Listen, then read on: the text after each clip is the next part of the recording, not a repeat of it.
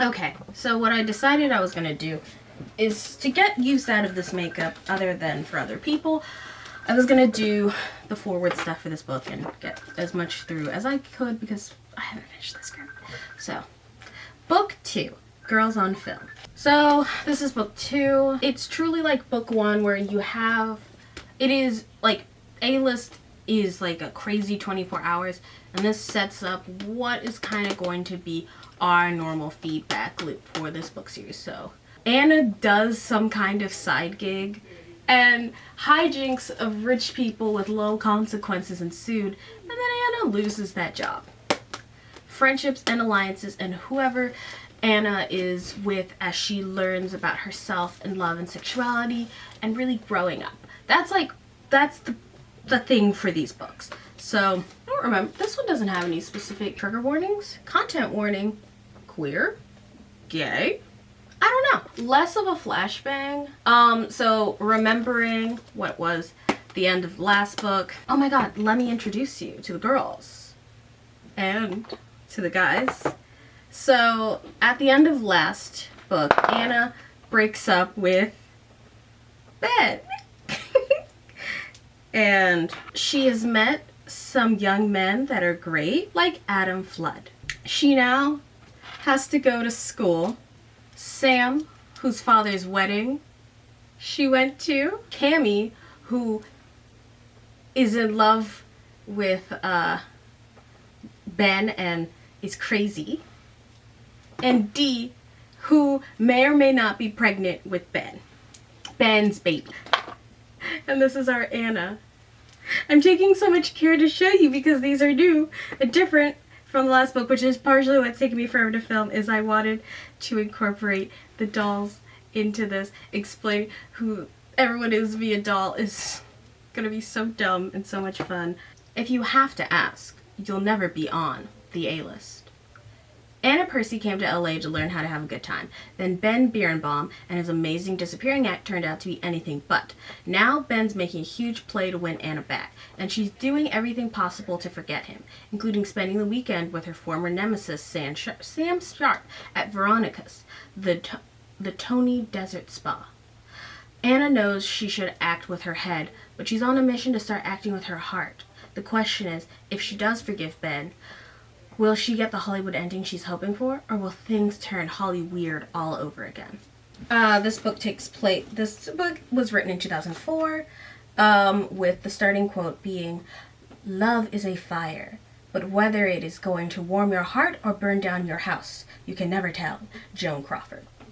And like what was stated in the back of the book section, is that Anna's going through it and has entered her own chaos. She is trying to keep it straight and do everything on the straight and narrow, but straight and narrow is boring. Boo! Boring. I want some excitement. Before I get into anything else in the script, I'd like to state that this book has a severe lack of Django, but this little baby is Django.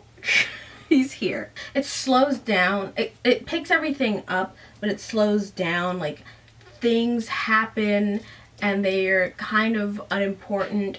There's kind of this whole thing where, like, I like to call it the boomerang, which is everyone, like, one character will have a secret or a plot point. One other character know what that secret is. The rest of the group keeps that secret separate. The rest of the group doesn't know. And then through circumstances orchestrated by the author, they are all together and the secret is revealed. That effectively is the pattern of this book. Couple of different secrets. Did Anna sleep with Ben? Where is Ben? Is Dee pregnant? All these questions will be in. In our prologue, we meet Anna's sister, Susan, which is Susan like a millennial name? Being 17 in the year 2005. But have you born in 88? That's a millennial. Is Susan a millennial girl name? It's so old. Even for like rich people, that feels old. I don't know. What is the... And she's like 20. So like if it's in the top 50, I will eat my hat. It's not in the top 50. Not in the top 100. Now I gotta go to the social security chart. 106. Like obviously she didn't have readily access to the internet. But like Susan's such an old name. According to the social security data. Like I look at the name Susan and the shapes it makes. And I see a 50-year-old woman. Like I see a 50-year-old woman. You know who notable Susan right now? Susan, who's on The Golden Bachelor. If you remember from last book, has a wee bit of a substance problem. So that's why she's dressed like an out-of-control rebel. Because she is one. She was at rehab, and she was actually taking it seriously. Like, Susan doesn't want to have a problem. She doesn't not see that what she's doing is detrimental to her health. But addiction is hard. So she decides, she doesn't decide. She's, not drinking, and she's trying not to smoke. But she is not following the rules. She's just kind of a little, loosey-goosey with it. So she gets so drunk. She is with this guy. She's got this roommate who is this like 50-year-old rule stickler workaholic. She's actually there for exhaustion. Suze gets with this guy, nondescript male, and is fucking. They're having pretty mediocre sex in this broom closet. He rolls over and pulls out a bottle of alcohol that he stashed somewhere. It's like, you want some? She's like, nah, not really interested. As she's like, nah, I don't really want it. I don't think this is a really good idea. Her weird roommate comes in and she's like, shit, I'm out of here. So she gets kicked out of rehab. To the note of every character in this goddamn book, they say that she checked herself out. She did not check herself out. She was removed for not following the rules. So she calls Anna and is like, where are you, bitch? And Anna's like, I'm in LA. And she's like, got it. Come in here. So Anna is trying to avoid Ben. Or if you remember, she Kobe'd her phone into the trash at Beverly Hills High when she told him to go fuck himself.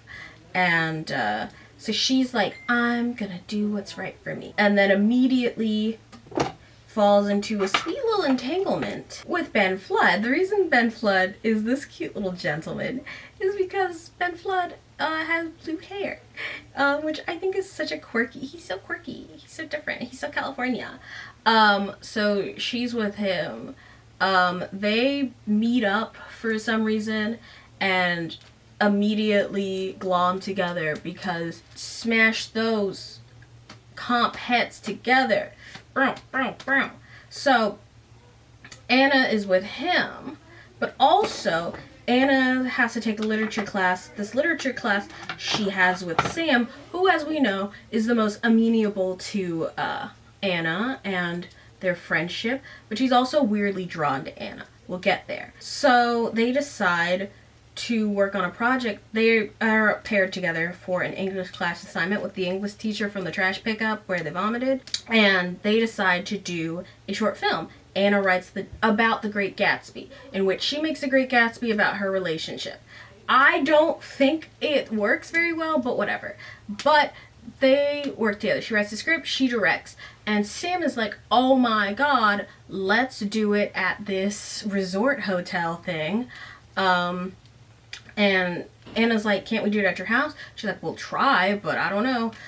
Sam goes home to her parents, and sometimes you think, oh, Sam is being a brat. No, her parents legitimately suck. She's terrible, but it's because her home life is terrible as well.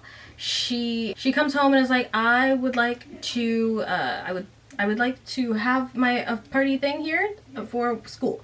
And they're like, no, we have to do the baby shower, and we're also remodeling the nursery. We're gonna put the baby directly next to you. And Sam's like, why was I not consulted on this? And they're like, oh, well, you're leaving for college next year anyway, so it doesn't really matter. And she's just like, oh, I'm being replaced. So that's a problem with men, is that they don't have a fertile window. So they could just start over every 20 years with a new hot young person and continuously make babies with people, replacing their current batch of children. That's why they need to be, their dicks and balls need to be soldered off their body. Cammy is pissed because Cammy doesn't realize she likes Adam. Not really. She likes Adam, but she feels like he's property and that Anna is on her property. So she's gonna fuck with this girl. Anna is doing an internship with her father's girlfriend, Margaret. Margaret left Apex management to start her own place. So, plot point, again, every man that looks at Anna is attracted to her. Anna has this boy that she knew from like Catholic school. He wrote a book and is now a major author and is getting a book deal. So he's being managed around. At the end of the week, she has to go and deal with this. This is like a huge thing. You think we're gonna get to know him, and maybe like if she knows him from back home, like why introduce him so hard? But she don't. But she do. Cammy's like, I'm going to ruin this girl's life. That's the pattern, is that Anna does anything. Cammy's like, I took that personally. I'm going to ruin this girl's life. And proceeds to do that. And then there are consequences. Either her friends like her less, or financially, which we'll see later on. So Cammy is like, fuck her. So Dee and Cammy decide that they are going to befriend Susan, because Susan has beef with Anna's dad. It's like, am I gay for her? So she's like parsing out these feelings for Anna. Her therapist is deeply unhelpful. Anna and her, like, she's like reading deeply into Anna's body language, and she's just like, I mean, let's work on this project. She's like, yeah, let's work on this project. Hey mama's ass lesbian, love her. So everyone sees Anna and Adam together, and they're like, man, they're cute, except for Susan. Susan's like, you said you came out here to have a really good time and like learn things about yourself and do things. Why are you going to pick a guy who's just like the guys you would have dated back home? And then she tells him about what happened with Ben. And she's like, oh, you keep writing people off, Anna. Like, maybe fuck that guy, maybe it's your decision, but also you keep writing people off. Are you ever going to be happy if you keep, cutting people off the moment they don't rise to your super high standards like our mom? And Anna's like, I don't want to be like our mother. Our mother. She's like, maybe fuck that guy, but also you don't want to be like your mom. My mother. That's where I was at. My mother. So Anna's like, you know what? I need to be alone. And maybe think about what's his tits, but I need to be alone. And so Anna breaks up with this guy in probably the nicest way possible. And I'm trying to be reasonable. I am trying to be reasonable because men are allowed to have feelings. And as much as I have to believe in women's wrongs and rights, I also need to understand that they're teens and he didn't do anything technically bad, but his whole deal is that she's like, hey, it's not you, it's me. I want to be left alone, And he's like, is it Ben? And she's like, no. Is it another guy? Is it because I don't have a car? And she's like, no, I just don't want to be with you right now. You're a really nice guy, but like, do I want to be with you? No. And he's just like, she's like, I hope we can be friends. And he's like, no. Why would you tell me these things? And it's like, oh, okay, sure. So they get out to Palm Springs. And on the ride out, these three are in the car together. And Anna resolves to be more trusting with Sam. So when Susan brings up Ben and everything that happened, Anna decides to tell her so that they can all discuss it. And she's just like, God, God, am I gay? God, am I gay? And, you know, maybe. And she feels a little bit better. She feels like she can trust Sam.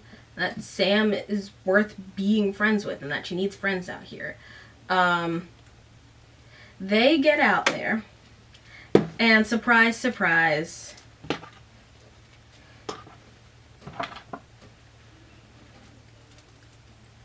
gang's all here. Because Sam had already booked with her friends to come out here at a certain. So she's like, I already had booked this. That's why we had the spas. I already booked it with the girls. And other high school students are there so that they can film the extras moving around. So Anna, who's avoiding being social with the rest of the group because she hates being social, goes up to her room and writes and thinks about Ben and writes and thinks about Ben. She works on the paper. She gives it to Sam. They shoot it. It's fucking gangbusters. Sam is like, do I lust or do I respect? Which is so crazy. Like, what is the difference between lust and respect in such a sexual hypergamous society? She's like, maybe we'll work on something again at another point. So they're filming a scene and Anna needs to be in there. So I haven't read you a quote yet, and I am going to go back and read quotes. I'm doing this differently, but this quote, because it's so stupid. So when the girls get there, no one screwed with Prima McNaughton and got away with it. Sure, Prima was furious with herself for falling for a lame story about her mother looking for her, but it was Susan Percy chick who had to pay. Prima knew that Parker and Susan were going to be in that one spa sauna later as part of a student film, and that's all she needed. Bikini in hand, Prima hurried down the stairs of the spa services building, nearly colliding at the bottom of the stair with an incredibly hot guy, tall and buff with short brown hair and blue eyes. He wore a shirt the color of his eyes, perfect fitting jeans. Whoa, time out. Susan could wait. Thank goodness Prima had on her Miu Miu mini dress and Manolo Blahnik sky-high sandals. This boy made Parker look like a geek. Time to go into flirt mode. Prima introduced herself. The guy said his name was Ben, and he was looking for a friend. Someone at the front desk told him that Sam Sharp was filming in the Mount St. Helens sauna. Did she know where that one was? Prima had done her homework and pointed confidently to the third floor on the left. Was Ben going to change? Because Prima was about to put on her bikini. She waved the pink material coquettish. Maybe they could sauna together. But this Ben dude had one-track mind. He was looking for Sam and another girl named Anna Percy. She had to find them. Anna Percy? Was that bitch Susan Percy's sister? It was a damn conspiracy. Ben left Prima and went into the sauna as Prima watched, hands on hips. It was payback time. Someone had left a long metal exercise pole in the corner. Perfecto. When the sauna doors had closed completely, Prima propped the pole against the door handle and wedged the other end against the far wall. Bingo. They were locked in.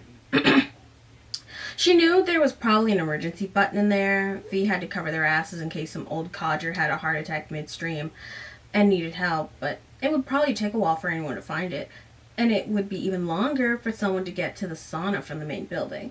Prima smiled. Revenge was really sweet. She tossed her glossy red curls over her shoulder, then walked away as quickly as possible in her high-priced shoes, as quickly as her high-priced shoes could carry her. Let's go, lesbians. Let's go, lesbians. And this is Parker currently. Everyone is in the sauna. Everyone. Ben is like, Anna, I need you to hear me when I say how much I care about you and want us to work out and how sorry I am. And Anna's like, hold up, fucko. You're crazy. You're wild. You've got this fleet of bitches that are all crazy for you. Why would I want to be attached to that? He's like, give us a chance. And then Anna's like, didn't you get D pregnant? And he's like, did I? And Kimmy's like, no. And he's like, I don't know, maybe.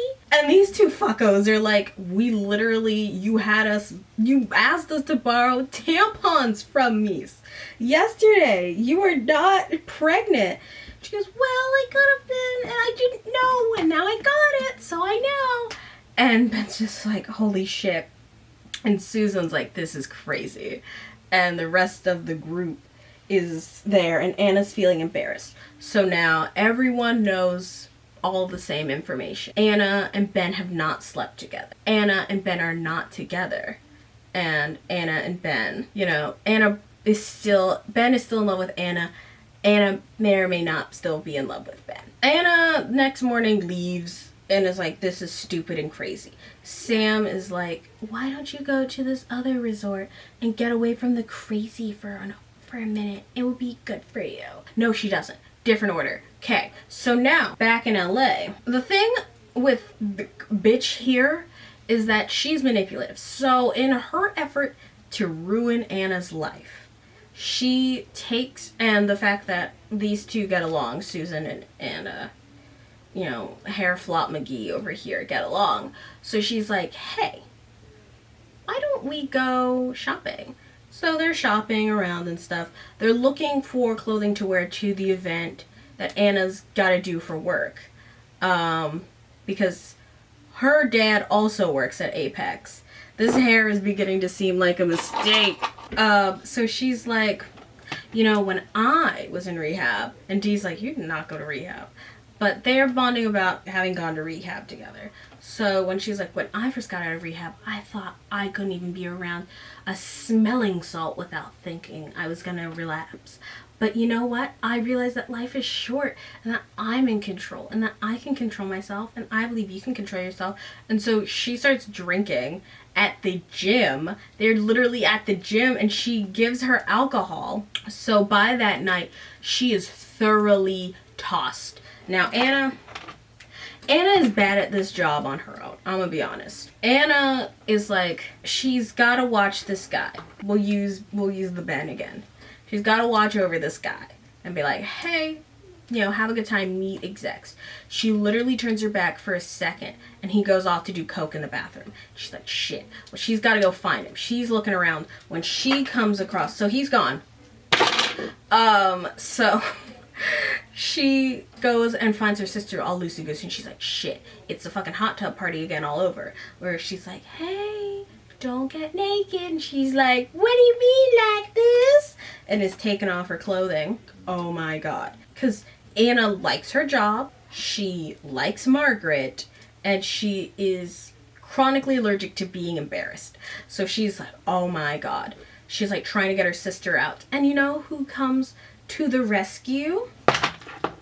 Sam and her fixer crew. I wish I had enough boys to have Parker and Monty be here, but they're there.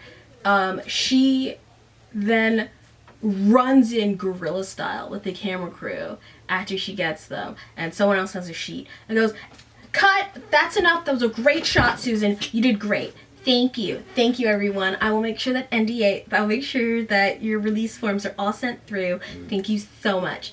And then they collect Susan and they take her back out. Anna's like, that was crazy, I'm so exhausted from taking care of these bitches. And Sam's like, well, why don't you go to this resort? It would be good for you. So she's like, why don't you just take a 3-day weekend off? I'm going to edit the movie. Don't even worry about it. Don't worry about it. Don't worry about it. I'm going to do it. And so, unbeknownst to Miss Anakisha, she is in contact with her good friend Ben and is like, hey, if you really love her and you really want to make things work with her, go to her at this resort in the San Bernardino Valley, whatever. So she's there, she's running on the beach, she runs into him, they're like, it's crazy, everything's crazy. And then he explains the truth as we know it. And I'm gonna be honest, I'm treating these books like a whodunit where anyone can be the fucking murderer. So his story could be absolutely and completely false, but we'll never know. The Montecito Inn was directly on the ocean, just a few miles south of Santa Barbara. As the bellboy led Anna to her suite, she could hear the waves crashing and the terns calling. She brought a single overnight case with her. It was all the baggage she had, unless she counted the emotional kind. A bellboy cracked the window and turned on the soft lights and the ceiling fan. Anna tipped him well. He departed. Then she lay down on one of the 2 queen-size beds and watched lace curtains dance in the breeze. The suite was done in pale shades of aquamarine and blue. Above her, an old-fashioned ceiling fan whirled softly. It felt like a symbol for her life, turning and turning, but going nowhere. No clue how to separate who she was from who she was raised to be. Funny, hadn't Susan found herself in the same situation at just the same point in her life? At Bowerton, she had tried to figure out who she was, separate from her family for the very first time, until the velvet noose of their parents' fortune had wound around her neck, choking the fledgling self she had been trying to create. But she wasn't making the mistakes part of the figuring out who the hell she was, even choosing the wrong guy. Anna thought again how out of touch her parents had always been with their daughters. But they didn't turn your sister into an alcoholic, a voice said in her head.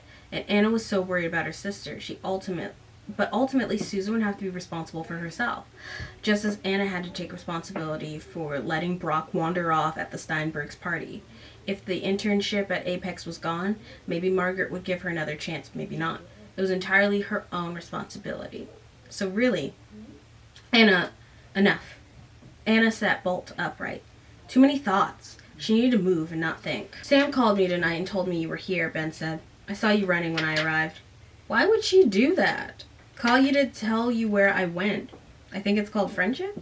And I think what you're doing is called stalking. Yes? I came here to be alone. I have something to tell you. And after that, you can spend your whole life alone if you want. I just been so damn sick of lying. The truth is, I wasn't with some mystery celebrity after I left you on New Year's Eve, he said. I was on a plane to Vegas. Las Vegas? That made 0 sense. Anna waited for him to continue. He looked straight out at the big ocean as he spoke. It wasn't some big actress who nearly died. It was my asshole father. He has a gambling problem. A big one. He makes a small fortune and gambles away more. My mom was the one who called me. They had a fight that night and he had driven off to Vegas to play $1,000 a hand blackjack. That was no big thing until my mom discovered that he had taken a loaded pistol with him. Anna couldn't help it. She gasped. So she called the police. So you can check this story out if you want. But I wasn't going to wait for the police. I went straight to LAX and flew to Vegas. Found him at the Bellagio. That's where he always stays. 60 grand in the hole. When I tried to pull him away from the table, he punched me. His plan was to either win or blow his own brains out. Hannah's hand flew to her mouth. Nice family, huh? Why did you just tell me? Because it's a goddamn humiliating. That's why. And because I've kept his secrets for so long. I hardly know how to tell the truth anymore. So now my mom's checked into UCLA psychiatric unit for exhaustion. He raised his quote fingers, pausing in disgust, the euphemism my family likes to use. And that's why I haven't gone back to school. So she wasn't the reason that he hasn't left town yet. I shouldn't have left you on the boat like that night. But I did try and call you twice. And I guess you slept through it. They meet up, they discuss. Anna decides, even if he is lying, fuck it. I'm getting railed. She takes him back to their hotel room, and they spend the next 3 days bumping giblets. And that's the end of this book. That is the plot as it stands. And it is kind of a shwee bit, recapping the plot as it goes through it. There's so many weird side quests in the side motions of this. It's 7 o'clock and I want to do something else. So next time I see you here, it will be just a second for you. I will talk about the many side plots of this book, the flavor text. Because really, everything is a big nothing burger. Because if you can at any point decide to hand wave away something as interesting or exciting as the idea of a secret pop star, I don't know what the point of the A-list is. I have a lot of feelings, and maybe these will be pushed to the back of the video. But I have issues with the fact that this is a husband writing duo, we know this, and it feels like it. It feels like one person comes up with a plot and then the other person comes up with a different plot and they sandwich them together. It feels like someone starts a chapter and then someone else ends a chapter. It's not like one partner covers this character, sets of characters and ideas, and then this partner covers other things. It's like they're constantly working on the same, online Google Doc and just slamming shit together. So, part 2, the fucking side plots. This is more for me than for you. I'm so sorry. I gotta clean the my God. It's been a month. So just so that we're all clear again, this is Cammy. Cammy mean girl bitch. This is irrelevant. This is irrelevant to the plot. Django. This is Sam. Artsy, self-confident turncoat. This is drunk sister Susan. Our lead Anna. D, the ditz. The most boy who ever boyed Ben. Toxic manipulator. And Adam Flood. Just the guy. Okay, so I do believe I finished explaining the general plot of this book and then wanted to go through and explain some of the weird side quests that we go on intermediately in between there and here. Alright, okay, so things that happened in this book. Anna's sister comes to LA and she lives at the Hollywood Hotel in which Cammy, Dee, and Sam also hang out. Anna's on an eat, pray, love journey. Like, she is just like doing anything for the plot. The problem is she's terrible at it. So she just keeps thinking with her head instead of the fact that she's 17. Think with your heart right now. It is not important. None of this matters. Your parents have enough money to get you out of any situation, and will. So she gets in there, and Anna gets in there, and there's a guy. Her sister's like, oh my God, girl, get yourself some sex, some fun, do something, flirt with somebody, flirt with anybody, do anything besides sit judgily around and judge other people for decisions while you've never lived. So she does!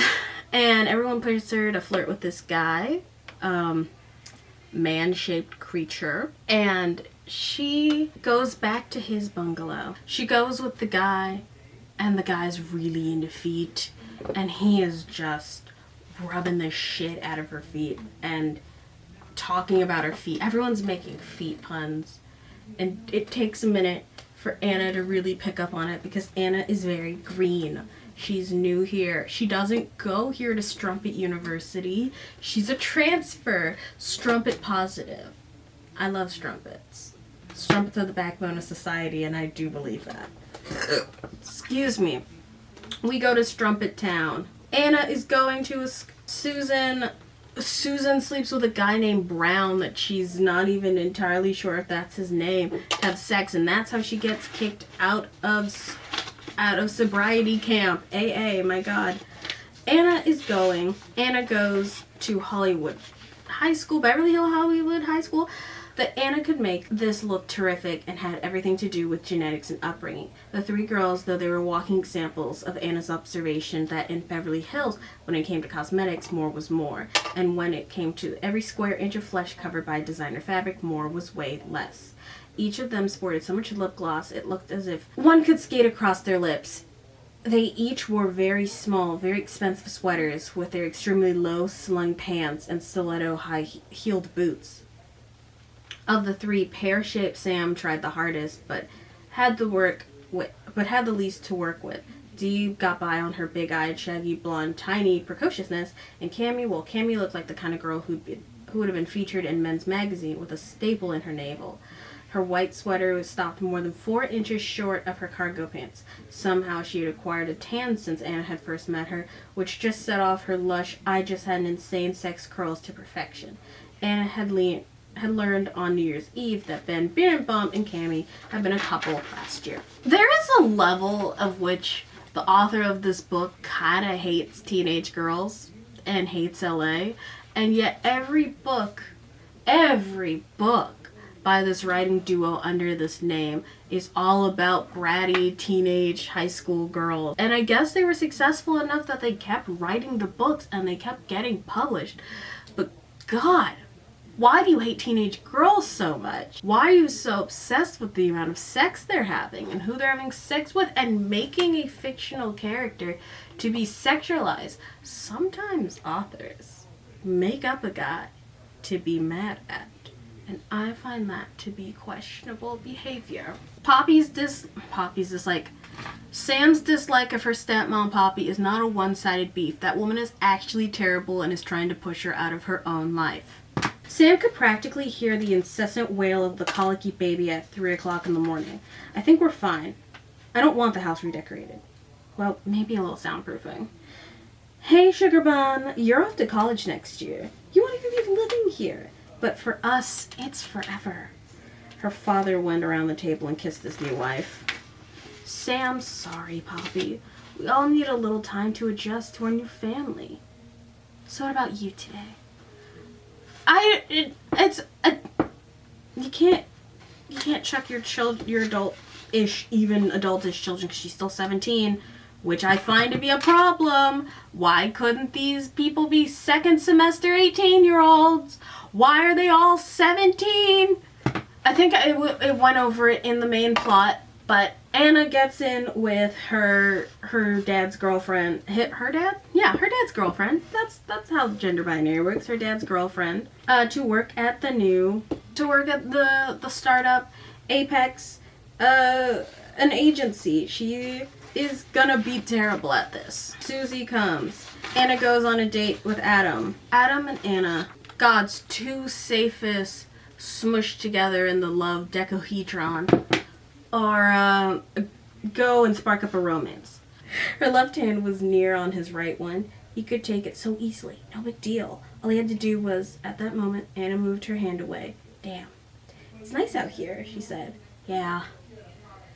Just friends, he told himself, disappointed once again with the girl I really like. It was just going to be just friends.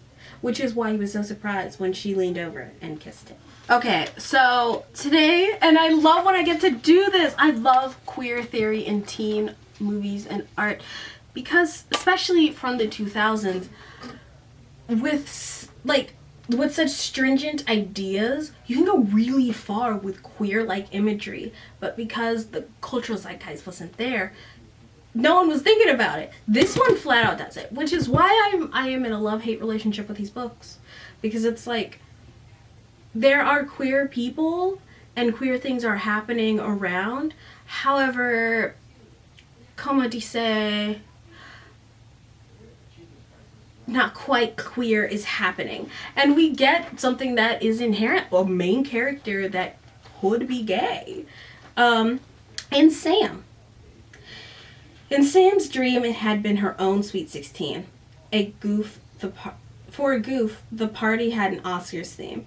She just received the fictitious Academy Award for Best Director, and Anna had been the presenter. When Anna had handed her the gold statuette, she kissed her. Not on the cheek either, but on the lips. And Sam had kissed her back, like really kissed her back. And as the theme from Titanic had swelled in the background. Very weird, because she was certain she wasn't gay. The Lust Bunny had just jumped in her boy-cut La Perla silk panties many times for a guy. She wasn't as slutty as, say, Cammie, who was, but she had had her share of hookups, so what was this dream? Maybe it was because Anna had been with Ben, and Sam had a crush on Ben for so long. Some kind of bizarre brainwave syntax firing blip. It couldn't possibly be that she was gay. No flippin' way. Why? None of those are good enough answers. And so this book explores Sam's attraction to Anna with really no definitive answers, as demisexuality and bisexuality kind of lead to, where you're just kind of like, I don't know, I like the cut of your jib. Let's get down. But Anna can't stop being a judgy Jan. Hey, you're supposed to be glad to see me. Susan flipped her platinum blonde hair off her face. She was a half inch shorter than Anna, and an impartial observer would have not quite as classically beautiful. But when Susan was at the top of her game, Anna knew that her sister could be stunning. Though now in a downtown rebel kind of way, at the moment she was a little on the plump side with edgy, sexy look. Lots of smudgy black eyeliner, red lipstick, tight jeans, and a sleeveless white muscle tee under a black leather motorcycle jacket. Her hair was naturally the same color as Anna's, but for the past couple of years she'd been bleaching it Courtney Love light blonde. It drove her mother insane, which Susan took as an excellent reason to keep doing it. I am glad to see you, Anna said, stepping back. Okay, Susan gets out of baby alcoholic jail. I respect rehab. I don't want these jokes to come off as that, but when I'm going through these, I can't always remember what words are for anything. Baby alcoholic jail, drinking camp, AA, all synonymous with rehab for the purposes of this video. So finally we are finally reaching back to Anna and the guy. There's some transphobia in here? Trigger warning transphobia? Like, sometimes I wish that they didn't talk about queer people, because then they wouldn't be homophobic or queerphobic in any way. Like, it's one thing to just pretend that gay people don't exist the same way they're pretending that black people don't exist unless they're doing fake accents. Don't involve queer people. A bottle of Evian, thanks, Anna told the waiter. Now that's more like it, Susan stretched out thankfully as the waiter went to retrieve their drinks. No snow, no toilets to clean, no fat-ass therapist telling me how I screwed up I am because of my family of origin, but it doesn't matter because I have an opportunity now to take charge of my life. Did he really say that? He was, okay, not transphobia, gender essentialism. He was a she, and hell yes. It was such crapola. Oh my god, Anna, look over there. Susan nudged her chin towards the other side of the pool where two good-looking guys chatted away on their cells. Plates of untouched sushi sat at the table between them. So? What planet are you on? That's Alex Soder and Noah Monaghan. Who are they? Didn't you see the Oscars? They won a Best Screenplay award together, and Alex, the taller one with the dark hair, just starred in a big Christmas action movie. Forgot the name, but he was smoking. Noah, the blonde, is turning to producing. It struck Anna as a significant accomplishment to have won an Academy Award for Best Screenplay. Not the level of Penn Faulkner Award for Literature, but still, bitch.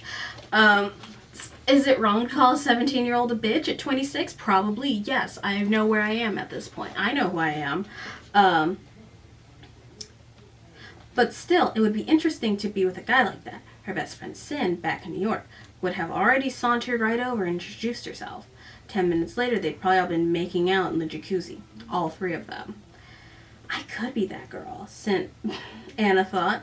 The word audacious came to mind. Yes. She could be audacious, in control, and audacious. The waiter was at the pool bar and excused herself and went to him and explained what she wanted. Then she returned to her chaise lounge. Susan eyed her, eyebrows raised. What did you just do? I just sent, what are their names? Those guys. Alex and Noah? Right? I just sent them drinks. Get out! Susan said, laughing. You did not. You've never done anything remotely like that in your entire life. That is exactly the point of my being here.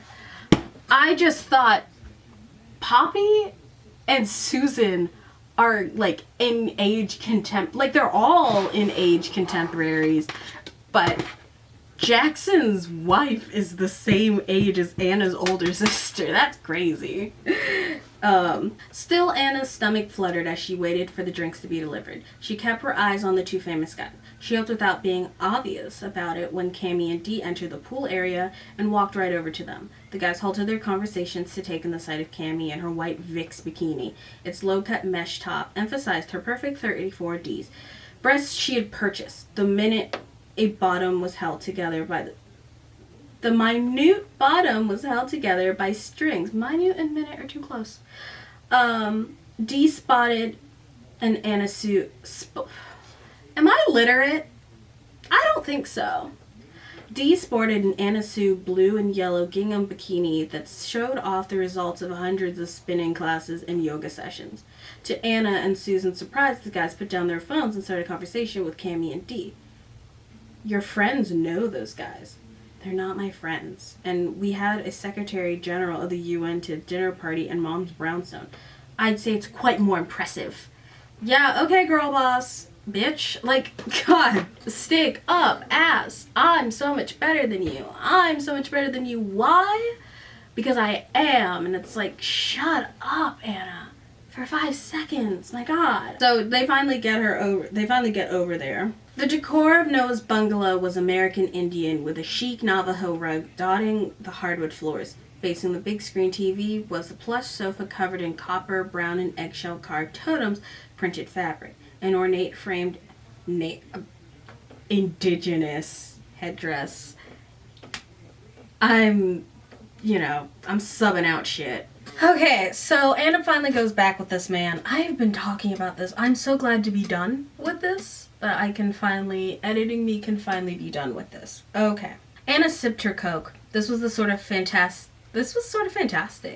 Actually, she'd never before sat with an award-winning screenwriter, watched his movie, and Noah seemed like a nice guy. Not particularly Hollywood, which Anna liked. On screen, the camera panned from the skyline to the streets, and the night morphed to day with the streets filling up with people in overdrive. Wouldn't you be more comfortable if you put your feet up? Noah suggested. No thanks, I'm fine, Anna said. The camera followed The camera followed multiply Pierce girl with green hair into an Astor Place barbershop. She walked into the back and put her ratty backpack onto the locker. Thanks, Piper, Noah explained. Hey, listen, I give the world's best foot massages. Put them up here. Anna considered. Nothing wrong with a foot massage. She swiveled a little and lifted her legs into Noah's lap. It seemed innocent enough. He reached into a small drawer onto the side table and brought out some jojoba oil. On screen, Piper was explaining to the salon owner why she was late. In the bungalow, Noah was massaging Anna's right foot. God, your feet are perfect, Noah said. Anna had never thought about it that way. She had high arches, good for dancing, but they got her from point A to point B. Thanks. Your toes are so elegant, Noah went on. Elegant toes? Was this weird? Anna couldn't quite decide. Maybe she was overreacting. It wasn't like Noah had made a move on her. He was just massaging her foot, and then doing a damn good job of it, too. On screen, Piper was getting in a basin of soapy water to give the customer a pedicure. Would you like that? Noah asked Anna. Like what? I could paint your toenails for you, he offered, his voice getting breathy. Okay, this is definitely getting weird. That's nice of you, but no thanks. She tried to lower her legs, but Noah caught her right ankle and held it tight. Your feet are such a turn on. Has anyone ever licked your toes? Oh, that was enough. Anna swung her legs back down and pushed into her sandals. I have to go. Back at the pool, Anna found Susan and Cammy deep in conversation. Fortunately, Alex was gone. Dee was in the swimming pool swimming laps. Anna joined her. Oh, hi. That was fast. Didn't you like Noah? He's fine, Anna said, not about to go into the details with Dee.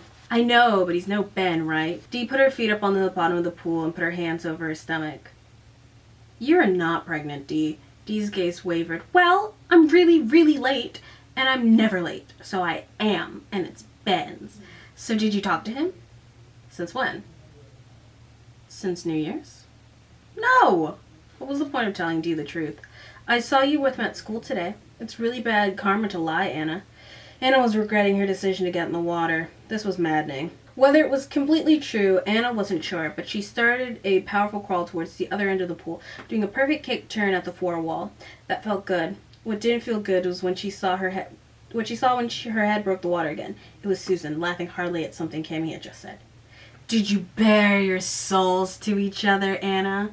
Cammy called out. "Did you play this little piggy went to market?" Anna reddened, so Cammy knew about Noah's little fixation, but hadn't bothered to warn her. Clearly, she told Susan, though, who was joining in on the giggling at her misadventures. So much for wild and spontaneous. So, reading that aloud for the first time, definitely some Facebook fettuccine type shit, where you're just like, this is normal. The person working food into a toilet is just doing it for TikTok, is just doing it for Facebook outrage. No, that's Facebook fettuccine shit, girl. Facebook fettuccine. We meet up with Margaret. Margaret gives Anna her job, which is meet up with Guy and read stuff. We never get further into this, but whatever. Margaret smiled. "Thank you. It's very exciting. Now, here's my point. There's going to be a lot of work to do. If you're still interested in the internship, we'd love to offer you the position. It'll be after school, though, not instead of it." "Told you I'd come through," her father put in. Anna was pleased, despite the fact that if she had accepted, she'd still have to attend high school classes. "That sounds great. What would I be doing?" "Some of it would be sheer duggery. I'm afraid you're going to have to know the photocopy machine very well. But part of my mission is to turn young playwrights into screenwriters. Those young people who need to get around town, be seen at the right places, and meet the right people. Believe me, they'd prefer to be seen with someone closer to their own age than their agent." "Sounds intriguing," Anna admitted. "And of course, you'd have the opportunity to do a lot of reading. We'd encourage that. We wouldn't want you escorting a writer around town without being familiar with his work. He'd loathe that." "Or she," Anna added with a smile. "Touché." Margaret tipped her head at Anna. You and I will get along just fine." "That's incredibly nice of you." Margaret laughed. "Why do you sound so surprised?" "Because I've disliked you from the first moment I saw you on New Year's Eve for no better reason than I thought you're my father's girlfriend." Anna thought. She didn't say it, though. "I'm just pleased." And were the perfect words she chose to utter. Good. Anna finally runs into Ben again, and he's like, "Girl, I love you." And she's like, "I'm only meeting up with you to say it to your face. Hold up, let me..." Baby hand. Girl, I'm breaking up with you works. "Girl, I'm breaking up with you. It's over. Done. Go jump into the river. I don't want you anymore. Leave." And he's just like, "I'll be back." So Anna goes back to work the next day, and she meets up with Margaret. Margaret tells her about the person she's going to be working with. Anna was taken aback. Brock was such an uncommon name. Could it possibly be... "Are you talking about Brock Franklin?" "Yes, exactly." Anna laughed. "I know him." It was Margaret's turn to look surprised. "How's that?" "He went to Trinity, where my sister Susan and I went. He was a senior when Susan was a junior. I think maybe they went out once or twice." Well, that's fantastic. Clearly I've chosen the perfect intern. I don't have the details yet on time or place, but as soon as I know..." The conference room slammed open and a tall middle-aged man with blondish hair and a deep tan barged in. "Damn it, Margaret! I need you on this call." He fairly spat. "Artisan is trying to fuck us on the fucking deal again." His favorite word is fuck. This is Cammy's dad. Not Dr. Shepherd, Mr. Shepherd.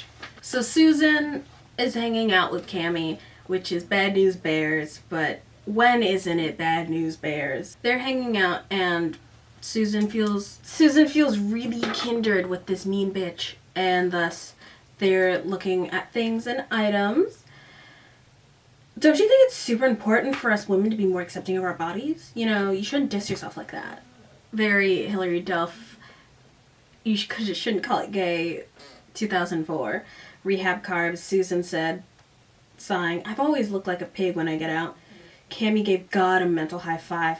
How lucky could she get? Anna's sister had just finished with rehab. Life was looking better and better all the time. "Oh God, I know just what you mean," she agreed. "I gained like 8 pounds on my last time in." "No shit, you were in rehab?" Cammy tried to look contrite. I don't like it to get around, but yeah. "I just did Halsendalsen. Hazelden. Jesus of Nazareth. I just got out of Hazelden. Where were you?" "Sierra Vista."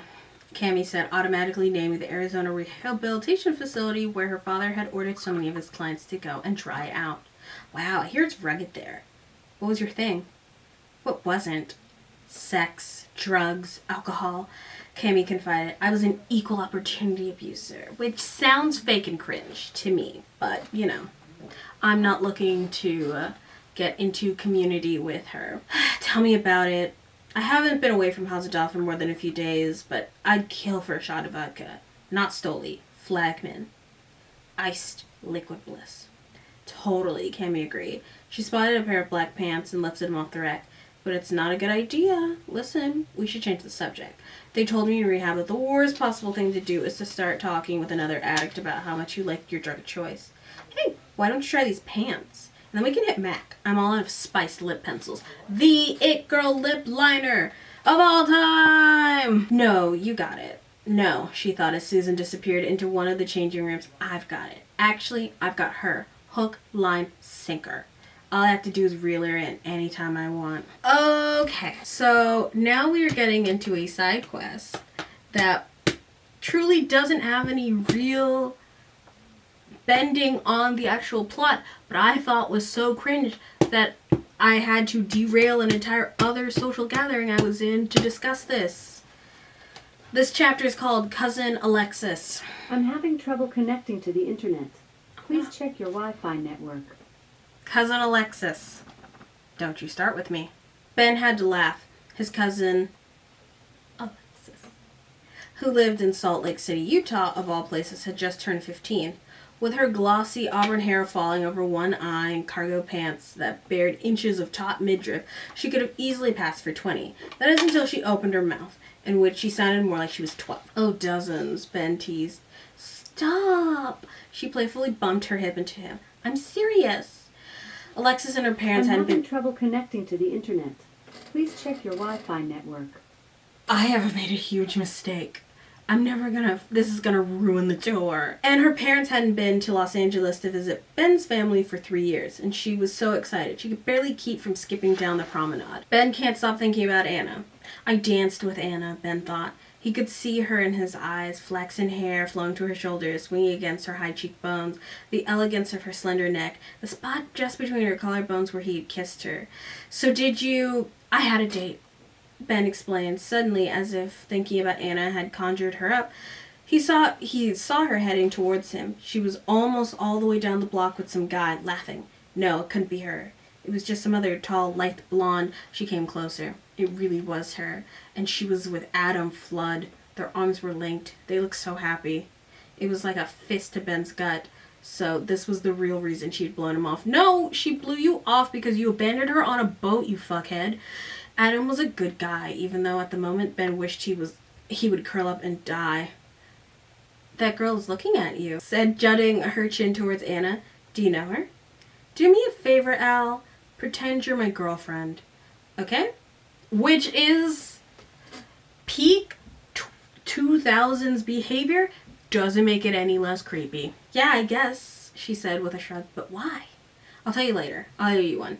Anna, he called. Ben and Al headed for Anna and Adam. Ben quickly introduced everyone. He put his arm around Alexis's shoulder. She did her part by nuzzling against him. So what are you guys up to? Ben asked, as if running into Anna meant about as much to him as running into, say, Sam. We went up to Running Canyon with my dog. Then I introduced Anna to Pink's World Famous. Standing in line to get hot dogs was a very new experience, Anna added. She seemed nervous, her eyes flicking over to Al and then back to Ben. How about you two? Oh, we just spent the afternoon making out. I have to take calming breath to stop from fucking gagging. Al said blithely. We were at Johnny Rockets, and this couple in the next booth yelled, "Get a room!" So she's joking, Ben put in quickly. You two seem perfect for each other, Anna said, her voice going frosty. You guys too, Ben forced himself to say. Adam shoved his hands into his pockets of his jeans. So when are you going back to Princeton, Ben? He can't, Alex. I'm having trouble connecting to the internet. I know it before Please check your Wi-Fi network. I'm so glad she's a minor character. Reply before Ben could. He just keeps dragging me off to bed. Jail. Well, in that case, you're definitely his type, Anna said. She threaded her arms through Adam's again. We'd better go get to the Streetheart tickets before they're sold out. They're doing a sunset show at the pier, Ben explained. Killer's Blues Band, you know? I've heard of them, Ben said vaguely. So have fun. Nice running into you guys, he added, hoping it sounded genuine. Same here, Adam said, putting his arm around Anna's shoulder.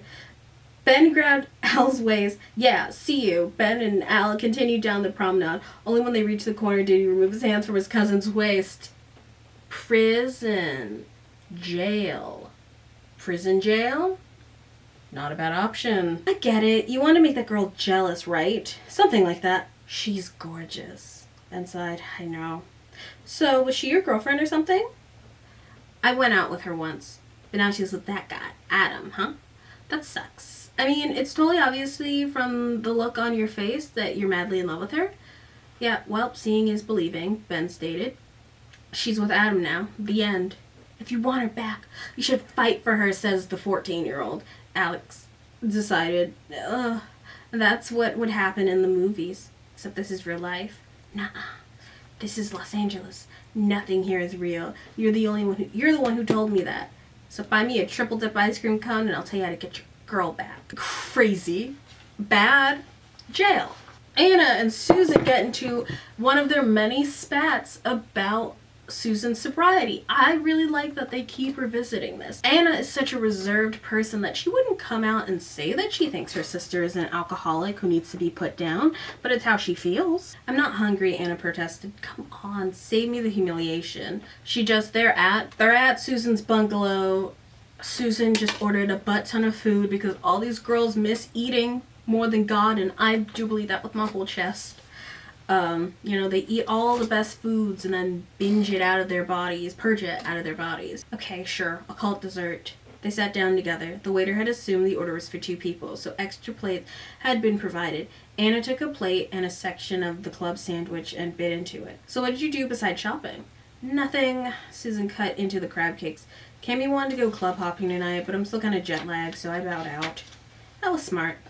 I'm okay around alcohol, Anna. I never said you weren't. It's the tone. You sound just like Mom. She licked some mayonnaise from her pinky. Do I? Anna felt stricken. No, I'm sorry. Anna reached over and squeezed Anna's hand. God, why do I do that? I get so defensive around you sometimes.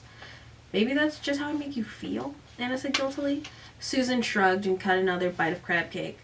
What I can tell you is I've got it. Mom's got it, and I don't. You've got it, Mom's got it, and I don't. Guys love it. It's one of the reasons why Dad fell in love with her. Anna reached out for Susan's Coke. Speaking of, I was supposed to ask you to call him. I told you, Anna, I don't want to see him or speak to him. Okay? Fine. You don't like him. I got that. But he's trying to change. Why can't you give him a chance? Because. Because? What kind of answer is because? Did it ever occur to you, little sister, that I might know some things that you don't about Daddy Dearest, and that for once I might be protecting you instead of the other way around? No such thing had ever occurred to her. Susan waved her hand dismissively. Forget it. Eat.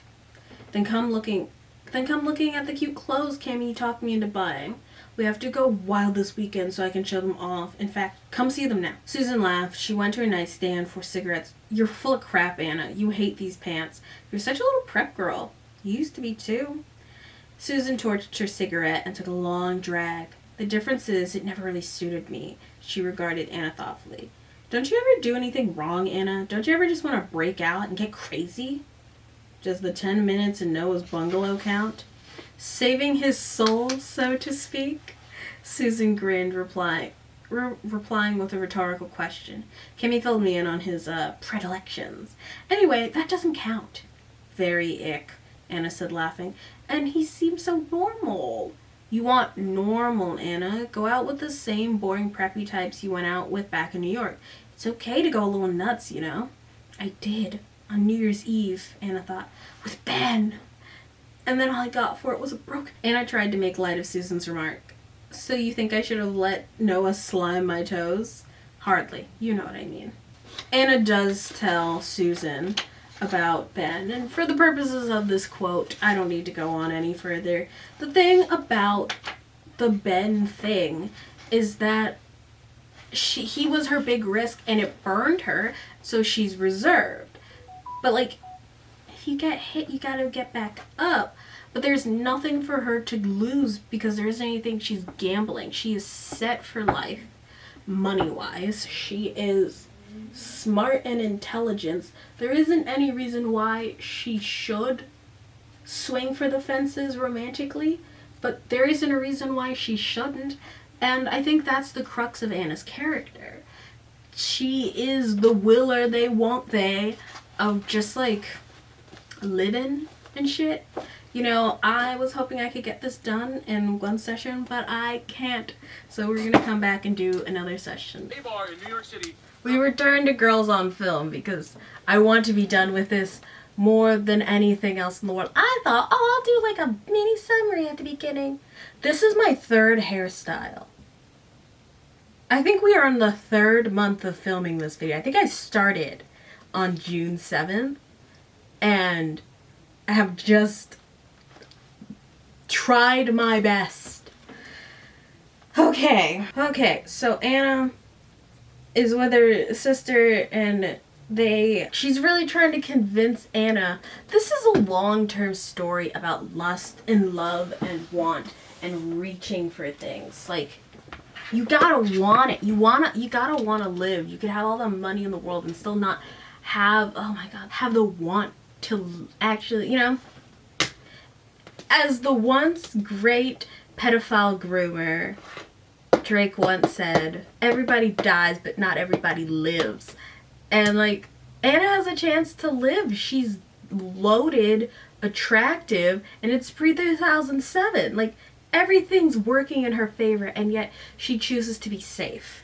Think about what I said. You can't talk yourself out of lusting after someone, and that quiet, steady kind of love, that can wait until middle-age spread sets in. Like, what do you want?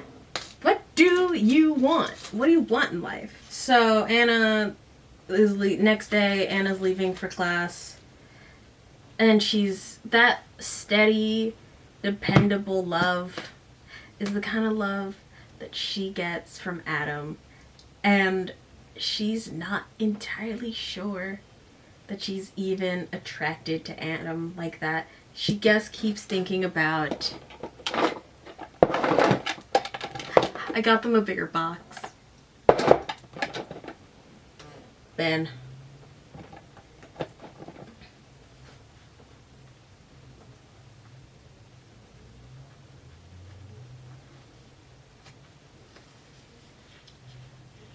Want to ride home? Yeah, sure. He held the door open for her. It was rare, overcast, gloomy afternoon. Adam furrowed his brows. Hey, are you alright? Yeah, I've got a lot on my mind. She could hear how tense she sounded, how stilted. It wasn't until they were inside her car that he spoke again.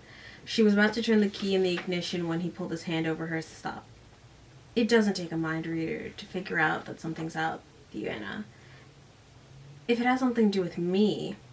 Anna stared at her hands in her lap. This was more horrible than she had ever even imagined it would be. Oh, crap.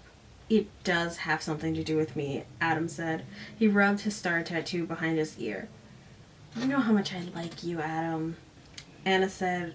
Anna's voice was low and earnest. She forced herself to look at him. You were one of the greatest guys I've ever met. And there's a big-ass butt coming, isn't there? Adam guessed. Something like, but Ben and I got back together. No, we didn't. Pin it. Phew. So what is it then? I'm not... Anna couldn't figure out a way to say this without hurting Adam, which was the last thing in the world she wanted to do. I feel very confused about guys at the moment, she finally said. I just don't think I can have a relationship right now. If I was going too fast... No, it's not that. So, she breaks up with him, and again, a part of me feels weird, because as an adult with a fully... Oh my god, startling. With like a fully formed cranium up top, when you tell an adult something, I like to think of myself as very empathetic. I kind of have a low empathy problem. Like, if I tell you something and it hurts your feelings, like, do you want me to lie? Do you not want the truth? But I'm also like, you can't be mad at me, I told you the truth. Which generally isn't true. You could do both. Both things can happen. But it's very complicated. Human emotions are complicated. Adam's feeling a lot of feelings. She's still like, Anna wants to do bad things and still be the good guy. She still wants to do hurtful things. Because hurtful things are hard. But that's what makes them hard. Is that they hurt. So she still takes him back to her house. And they try to be like so normal and so nice about this and being like, you know, I just, you know, and he drops her off and he's like, you know, Bowser, his dog, is gonna take this really hard. She's like, I know.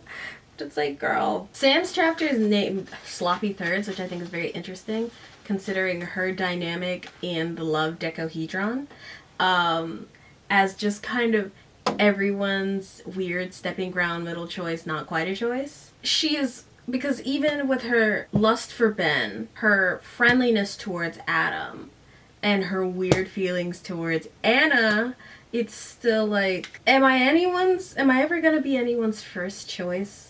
Which hurts so bad. Like, that stings. That's smart. Sam had hated golfers. The clothes alone were enough to make you gag, and the casinos were strictly low rent compared to, say, the Bellagio in Las Vegas. Low rent casinos attracted low rent men, and Sam had no interest in low rent men. Or women. Or women. What the hell had made that little thought jump into her head? But she knew the answer.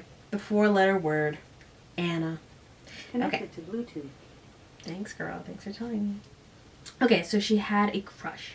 It was cute, really. If little girls could get crushes on girls, then big girls could get crushes on girls. It didn't mean anything. Okay. As if to prove a point, she wrote a mental to-do list of hot guys. Well, there was Ben, of course, her first love, and then there was, let's see, the Pinelli brothers. They were both coming out to V on Saturday morning to help with the film. Monty wasn't her type, but Parker was serious eye candy. Still, Sam suspected he loved himself too much to give anyone else any equal time. There had to be someone else besides Ben, but weirdly, no one came to mind. She'd much rather give Anna a massage than have some sweaty, hairy guy she'd met in the sauna try and stick his tongue in her ear. And, oh shit, she'd rather give Anna a massage. Like, you can't be mad that the Wi-Fi's out in the middle of a hurricane. I'm in the bands of a hurricane. But, Deborah. I don't remember which hurricane was happening when I filmed the Alphas video. But, this is Debbie. Big Deborah. She knew she had to get her mind on something else. So she concentrated on her packing. She tracked down one swimsuit that she liked by Gotex Plus jeans, shorts, and a selection of Versace and Pucci t-shirts, and threw it all into the ice blue leather Coach suitcase on her bag. Underwear too. As she struggled with the zipper, the bedside phone rang. House phones! So they all drive out. So Monty, Parker, Shijin. Okay, so Monty and Parker are going to take the van with all the equipment, filming equipment. Susan, Shijin, Anna, and Sam are all going to take her Mustang out to the desert. Anna's really proud of her script and is so excited to share this with Sam. Sam doesn't think she's going to be impressed with Anna's work and thus pens her own, like, slam together writing for, just in case Anna's writing is shit. Anna and Susan were waiting in front with their suitcases by the bellman stand, which gave Sam a chance to check out Susan as she pulled up. Cammie had told Sam all about Susan, of course. According to Cammie, Anna's sister Susan was the poster girl for Party Hardy and had been in rehab more times than Whitney Houston. She certainly looked the part, an artfully ripped black t-shirt, low-riding camouflage pants, and black leather motorcycle jacket. She even wore red lipstick and a lot of black eyeliner, bearing a passing resemblance to Marilyn Monroe. So evidently Anna's big sis was going for a sex bomb thing. It was working. That's why I picked this outfit. I just thought it was so perfect. Redhead be damned. Anna introduced Sam to Susan. Susan offered Sam her hand. Nice to meet you, she said in a perfectly modulated cultural tone that were at odds with her tough girl appearance. Funny, Sam thought. You can take the girl out of the Upper East Side of Manhattan, but you can't take the Upper East Side out of the girl. I wonder if... Obviously not. Never mind. Or put it into the girl, for that matter, if she didn't have it. Some people tried, of course, but Susan and Anna were the real thing. They go, Sam tries to woo in that way that she only knows how, which is very unsuccessful, and they get into the drive. Oh, good, there goes my marker. Into my garage, goodbye. To Anna, the 3-hour drive into the desert seemed endless. She mostly dozed fitfully, wondering if she'd done the right thing by calling a halt to things with Adam.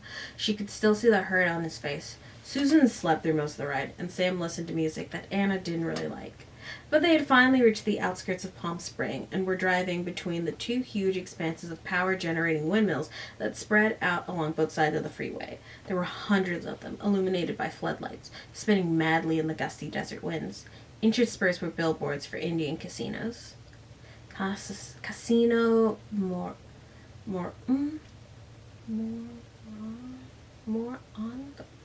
Casino Morongo from the back seat. A just awakened Susan read one of the billboards aloud. We should blow the spa tomorrow and hit it. Here we go again. It's not really a good idea, Suze. Geez, Anna, I can drink Red Bull or something. I just got out of rehab, she added for Sam's benefit. Anna wished Susan had kept that last comment to herself. There was a time when Susan was even more private than Anna. And Susan, doesn't know what her sister has held. And I've said this like 3 months ago at this point. That I believe that this book kind of works on the theory of like everyone's got desperate things elsewhere, and then we have to we have to put everyone back together. So we are now bringing Sam into Anna's plot fully. You can get a good massage anywhere. Come on, let's have fun. It'll help you get Flower Boy out of your system.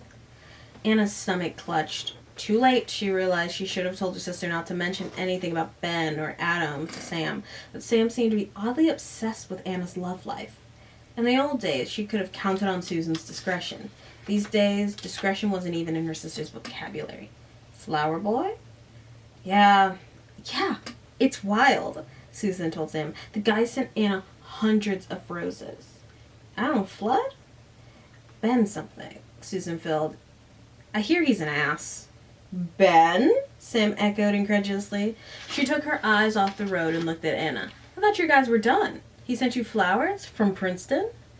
He might still be in L.A., Anna murmured, trying desperately to think of a way to change the subject without being too obvious. Sam gripped the wheel tightly now and stared straight ahead. I guess he wants you back. Anna shrugged. Sam seemed really intense about this, and she had no idea why. Sundari! Was it just on behalf of Cammy? She decided to change the subject. Let's talk about her film. I can read it too. Anna was smart to blow this guy off. Susan plunged on, seemingly oblivious to her sister's discomfort, or maybe because of it. Players are such shits. Yeah, Sam echoed. You were right to blow him off. But wasn't it only yesterday that Sam was saying what a great guy Ben is? Anna thought about reminding Sam of this, but she didn't. If you two don't mind, I'd rather not talk about him. Or Adam. No, I'm serious. Right now I'm not all that interested in guys. Sam's heart nearly skipped a beat. Anna wasn't all that interested in guys. Was she trying to send Sam to some kind of signal, or was Sam just fevered imagination? And even if she was sending a signal, Sam wasn't exactly sure what she was supposed to do about it. Sam had never really given the next step much thought. Would she have to get Anna alone in a dark corner and make a move? The idea of that was almost too weird to even think about. So, gay propaganda, gay wedding, gay married, gay California. Gay blue leftist. Blue-haired gay liberal. Nose piercing septum. Gay. Gay. Anna decides that she needs Sam. That even not carnally, in which Sam is wanting Anna. Hold up. We've got bad bitches to link up. And yet Anna really wanted a friend in Los Angeles. She needed a friend in Los Angeles. Sam was the only candidate for that position. Anna thought about her lifelong friendship with Sin back in New York. Sin definitely had friends Anna couldn't abide. But Sam didn't hold that against her. Why hold Sam to a different standard? Besties! Susan, Sam, Anna all have a little powwow about Anna's family. She keeps it really cute, real vague, but being like, you know, our parents are the king and queen of keep your mouth shut at all times, but it's not like either one of them is happy. And it's like, yeah. They kind of get into it. They're like, sisters, friendship, power, femininity. We get to the V, and guess who's there? Because duh, I believe I've already told you, Cammy and Dee are there, which is part of the reason why they already had the reservation. Again, Dee loves to show up in the most ominous way and speak at Anna. Truly, just odd. They're in the pool. Anna unpacked and settled down on the couch to brainstorm a title for her script. Just then, there was a discreet knock on her door. Anna opened it. Dee stood there holding a bottle of champagne and 2 flutes. "Can I come in?" Good breeding won out again, which is why Anna nodded. Dee stepped in and looked around. "Wow, nice. I'm in Madonna. Madonna's very colorful. But Betty Davis, the rooms are named after powerful women. But Betty Davis is so soothing. Kind of virginal, you know? All white. Not that Betty Davis was a virgin. I mean, she was married and everything." "I don't really know much about her," Anna said, unable to figure out why Dee was paying her a visit. Dee informs Anna of the, I have to make a This Is How We Do Things Big Book East Coast WASP edition sticker. I need to just make one. But with all that being said, we are now all being fed in to all the different lines. Cards are on the table. Anna tells Dee that Ben's not even sure that they slept together, let alone that she's pregnant. Ben lay lying in a lounge chair by his parents' backyard pool, nursing a beer, staring at the murky, light-polluted Los Angeles night sky. It was nearly 2 o'clock in the morning, but he was unable to sleep. His father was missing in action, and his mother couldn't stop crying. His home was a disaster. In fact, it felt like everything in his life was a disaster. Where was Anna now? Ben was so startled by his cell phone ringing that he nearly dropped his Heineken. "Hello? Hi. Hi. I was dreaming about you." No one else in the world had a dusky, throaty voice. "It's 2 o'clock in the morning, Cammy." "No, really, I was." "I don't want to know what." "Yes, you do. We weren't even in bed." "Well, that's very surprising." "Very funny. Listen, you were a lawyer.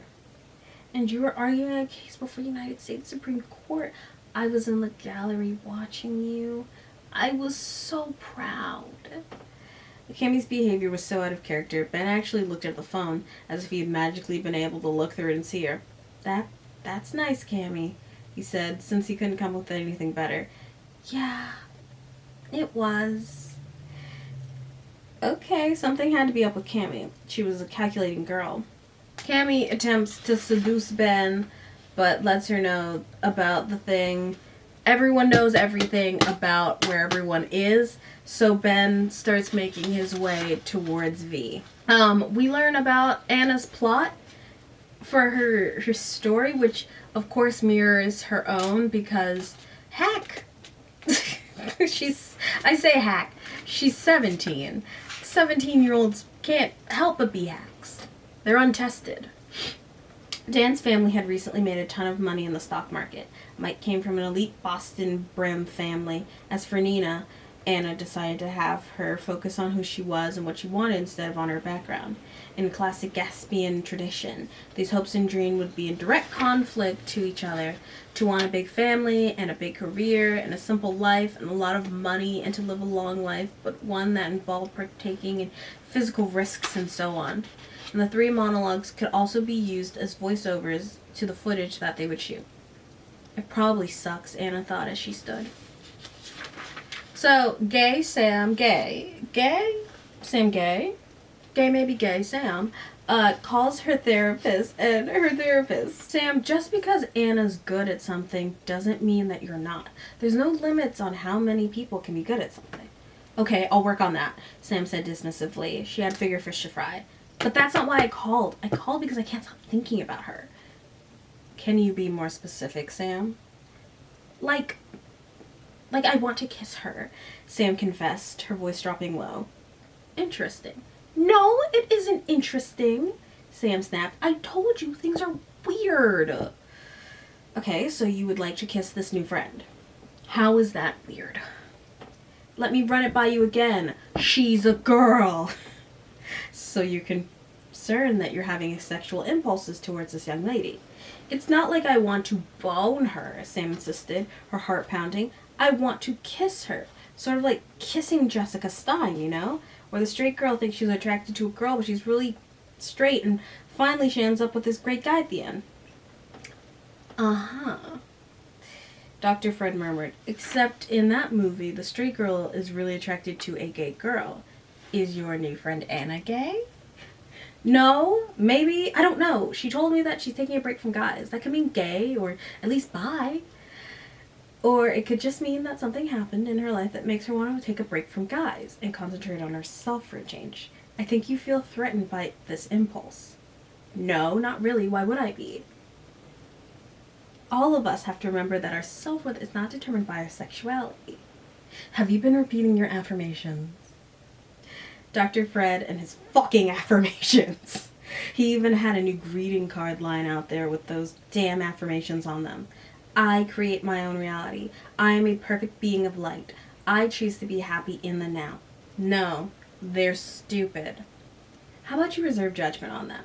This all may have to do with your father, Sam, and your hostility towards Poppy. For now, say your affirmations, practice those breathing exercises, and don't be so hard on yourself. Sam hung up and sprawled out on the Swedish birch bed, directly under the tasteful nude oil painting of Marilyn Monroe. She didn't feel any less anxious. Feeling something and acting on it are two different things, she mumbled aloud, but somehow it didn't make her feel any better. Gay. Gay, gay. Gay, gay. Gay. Like, we got, 1, 2, 3, 4, 5, 6, 7, 8, 9, 10 books left. Oh my god. We could get gayer. So, another Anna and Susan fight commence. It's a long one. We're strap in. Brock is such an asshole. You remember my friend Andrea Moore? Susan called and then patted in with Anna's phone and Brock's number. The one who dated him? I thought you dated him. Once, but she was with him for 2 months. Remember her? She had red hair and really cute freckles. Yeah, her dad owns half of Lower Manhattan. Your new friend Brock cheated on her with a girl from Wesleyan. This is gonna come up a couple of... Wesleyan, I got it. From Wesleyan, who got a story into that literary magazine, Granta. I'm not dating him, it's for work. Anna sat on the edge of the tub and placed the call. She had already checked in, but wasn't in his room, so she left a voicemail reminding Block that she was Susan Percy's sister and would meet him at the hotel the next afternoon at 4 before the Steinbeck's party. Which Steinbergs? Susan asked. The old ones or the young ones? I think the young ones? I know I'm supposed to know who they are, but I don't. They're only the most powerful early 20s couple in Hollywood. He directs, she writes, he produces. The old Steinbecks do movies forget it. You don't even care. Honestly, not much. Don't be such a snob, Anna. There are movies without subtitles that are really good. We'll go to some when we get back to LA. Why don't you tell me in the first place that this is their party? I'd love to go. See how well that worked out? Anna asked brightly. She reached for the leather cord to tie her hair back. Still going for understated, I see, Susan noted. Anna shrugged. I'm comfortable with it. Comfort is highly overrated, Susan. Susan stretched, baring her midriff. God, what's a cocktail party without alcohol? If you don't think you can handle it, stay here. Why tempt yourself? Hide in my suit? In my suite? Anna scoffed. Without temptation, life is boring. As Susan went to the full-length mirror to check herself out, Anna scrutinized her in a different way. What had happened to her? Was this the Susan Percy who would speak 4 languages fluently, who always wore expensive and understated outfits in the best taste? Or was it the Susan who majored in modern European history and wanted to end world hunger? And what about the Susan who lived in the squalid building on Avenue D with junkies lolling her stoop? It was... We have the technology. It was... Bowden. It was Bowden, Anna said flatly. What was? When you started to drink. Susan fluffed her hair. Oh, that? Old news. Did something happen to you there, Suze? I got away from home, that's all, and decided to live the way I wanted to live. Why do you have to make everything some kind of psychodrama? There was an edge to her voice. It's just that you changed, Anna explained, and I don't know why. Maybe what you should be asking is why you haven't. What is that supposed to mean? Susan folded her arms. You told me you came to California to change your life, only you haven't changed at all. Anna was taken aback. It was as if her sister who was going on the attack. It's only been a few days, Suze. Yeah, but look who you're dating, Adam, the nice guy. Nice isn't a dirty word, Suze. And besides, I broke up with him. Since when? Since you pointed out the error in my choose someone safe ways. Anna replied, it felt like use someone safe. I like Adam too much to lead him on like that. Well, aren't you a good Girl Scout? So are you going back to the bad boy? I just want to be left alone for a while. Susan laughed. No girl wants to be alone. Anna's temper flared. It's not always about a guy, okay? No one forced you to hook up with that loser you were with in college. Susan's face closed down. You never met him. And don't make this about me, Anna. Well, fine. We'll make it about me then. You can tell exactly what's going to happen. You're going to spend about a month on this I am woman thing. Adam is just going to hang around anyways, waiting for you to change your mind. You'll like that because you'll have even more power. God, you piss me off, Susan. That's not why I did it. Lie to yourself if you want, Susan said blithely. But not to me. With him, you run the show, Anna. Anna calls. Adam comes. Literally and figuratively. That's low. And true. But what happens when you aren't in charge? What happens then? I know exactly what happens then. Ben happens. Okay, so I alluded to this in the first section. As Susan and Anna approached, Parker rose to greet them. He kissed Anna on the cheek and shook Susan's hand warmly, and then went to find 2 chairs. A moment later, he was introducing them to a beautiful redhead whose name was Prima McNaughton. She was visiting with her parents from Texas. Prima had an unusual tic. Whenever Parker faced in her direction, she'd lean in close enough so that her breast would massage his arms. Susan looked closely at this girl. Wait, did you say your name was Prima McNaughton? Uh-huh. Is your mother really slender, Susan asked. Yeah, why? Susan got a concerned look on her face. Thank God I ran into you. I just saw her just now by the valet, standing at the main building. She was looking for you. I remember because your name is so unusual. She looks frantic. So Prima goes off to do with that.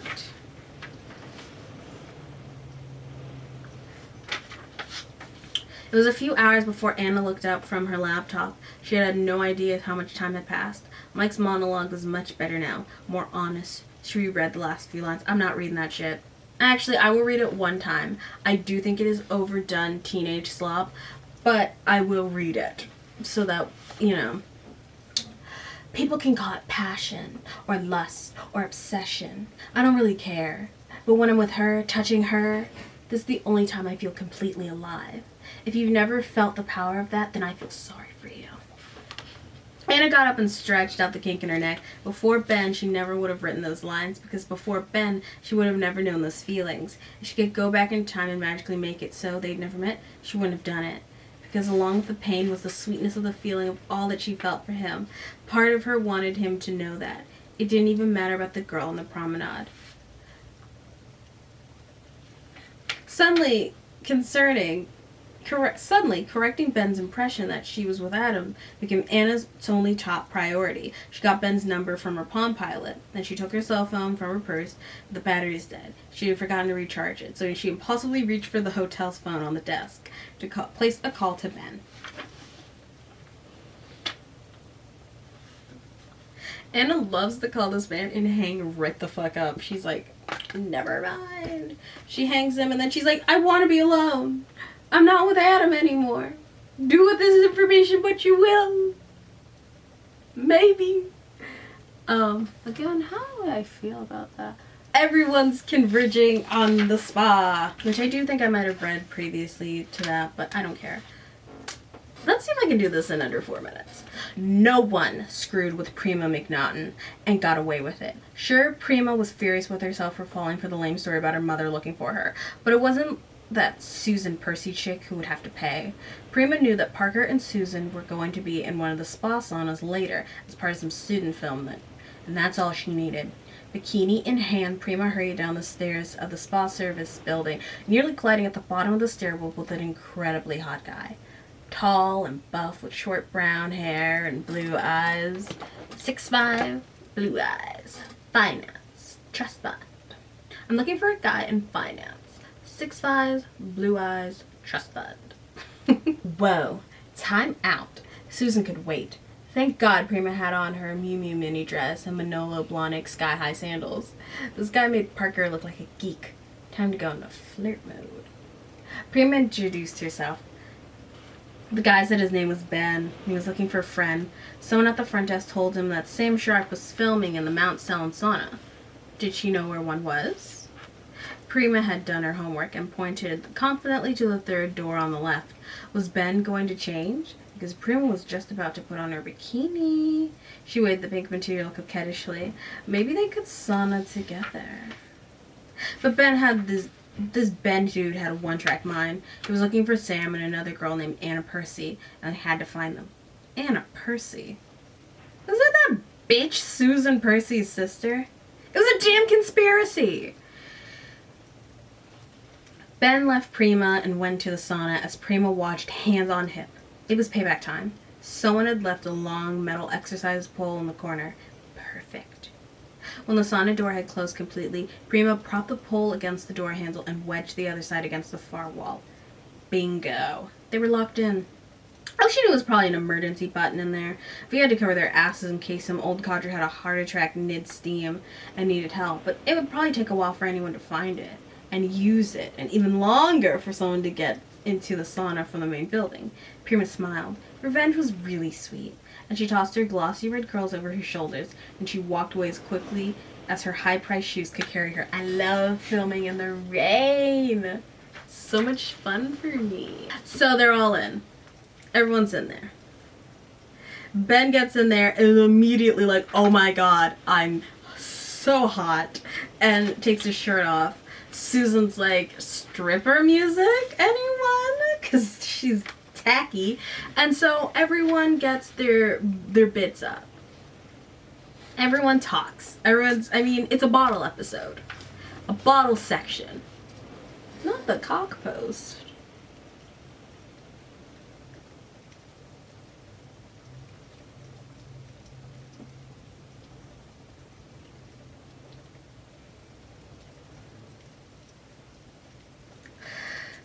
Alright, actually I have to go back one more page. I thought I could skip this one. Anna groaned. Her sister was adding fuel to the proverbial fire, though Anna had to admit that Ben's taut torso was sweaty perfection. So the conflict is all these bitches bouncing. Maybe I can shine some light on this, Ben. Susan went on. Anna thinks the only reason you want her back is because you don't want her anymore. Did you tell her that? It's because... I really do not want to talk about this right here. It's because Anna and Adam are a couple now. That's because Anna and Adam are a couple now, Dee told Ben. She broke up with Adam, Susan put in. Shut up! When did this begin? Can everyone please? No one is listening to her. No one is listening to her. It's not like Adam confides in you. Take a laugh, Megan. It's not like Anna confides in you, Dee. So, Ben, Susan began. Do you know that Dee's been telling everyone she did you up at Princeton? Susan! Come on, Anna. Why does the all let's keep everything private bullshit get you? You think Mom is happy? You think any of her friends are happy? Jeez, Ben muttered. I'm in a psychodrama. Then you must be the psycho. You're the one standing in a sauna half dressed, said a middle-aged woman near Parker. When's security gonna get here? I'm completely dehydrated. Cammy turned on Dee. Is that true? Did you sleep with Ben? So what if I did? It wasn't when I was on my college. It was when I was on my college tour. You guys weren't even together anymore. We didn't have sex, Dee, Ben insisted.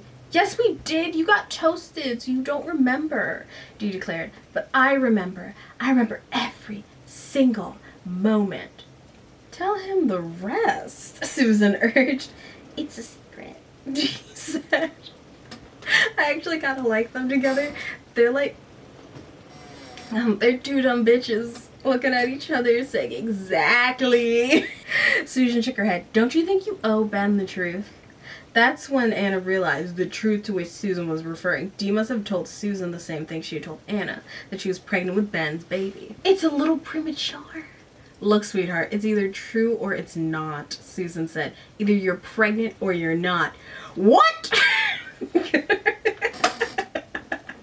Ben bellowed. Dee bit her lower lip. Well, I haven't been to a doctor yet, exactly. Ben threw his hands in the air. This is insane.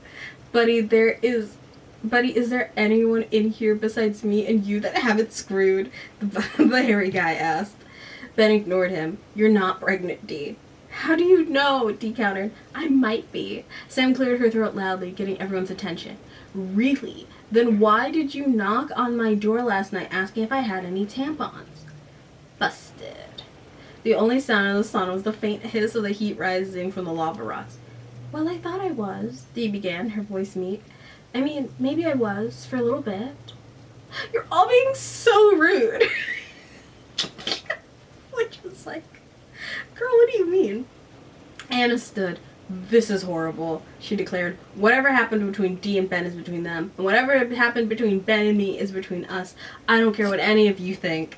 Anna's eyes swept from Sam to Dee to Cammy. And you three, you all claim to be each other's best friends, but you take such glee in each other's miseries. What is wrong with you people? The sauna was silent. Even Cammy had the grace to look somewhat guiltily at this moment. Finally, the older woman broke the silence. Take it from me, girls. Never go for the pretty boy. Marry a man who's a lot older, uglier, and richer than you are. If you're good enough in bed, he won't even demand a prenup. With those pearls of wisdom, the door flew open and two burly security guards stepped in the sauna with a whoosh of cold air. Are you people all right? More than all right, Monty crowed as he turned off his video camera. I got the whole freaking thing on tape. It kind of continues. They leave, and Anna and Ben are in a little bit of a tiffy. Look, I wasn't expecting a showdown in the sauna, Anna. I didn't plan it that way. Fine, you didn't plan it. So why are you blaming me then? She whirls around quickly and took an involuntary step backwards. She whirled on him quickly, so he took an involuntary step backwards. Blame? Blame has nothing to do with anything. Do you see the kind of people you called friends, Ben? Sam is supposed to be your friend, but even she calls you a player. Dee, she's pathetic, and Cammy is a cold-hearted bitch. Don't judge me by them. Fine, I'll judge you by what I do know of you. You say you don't know whether or not you had sex with Dee because you were too wasted to remember. What kind of person does that, Ben? You say that you had to dump me on New Year's because you went to rescue a friend, and then you don't even contact me for 3 days to offer a lame excuse. Or you were drunk that time too. You don't get to abdicate responsibility for your behavior just because you get close and personal with Johnny Walker Red. It's not something that the situation was... He sighed, his shoulders dropped. Okay. Maybe you're right. He looked so sad, Anna momentarily wanted to put her arms around him. "You're lucky that Dee isn't pregnant, Ben," Anna said, her voice softer now. "Don't you see? Don't you remember what happened that night? Which means it could have been true.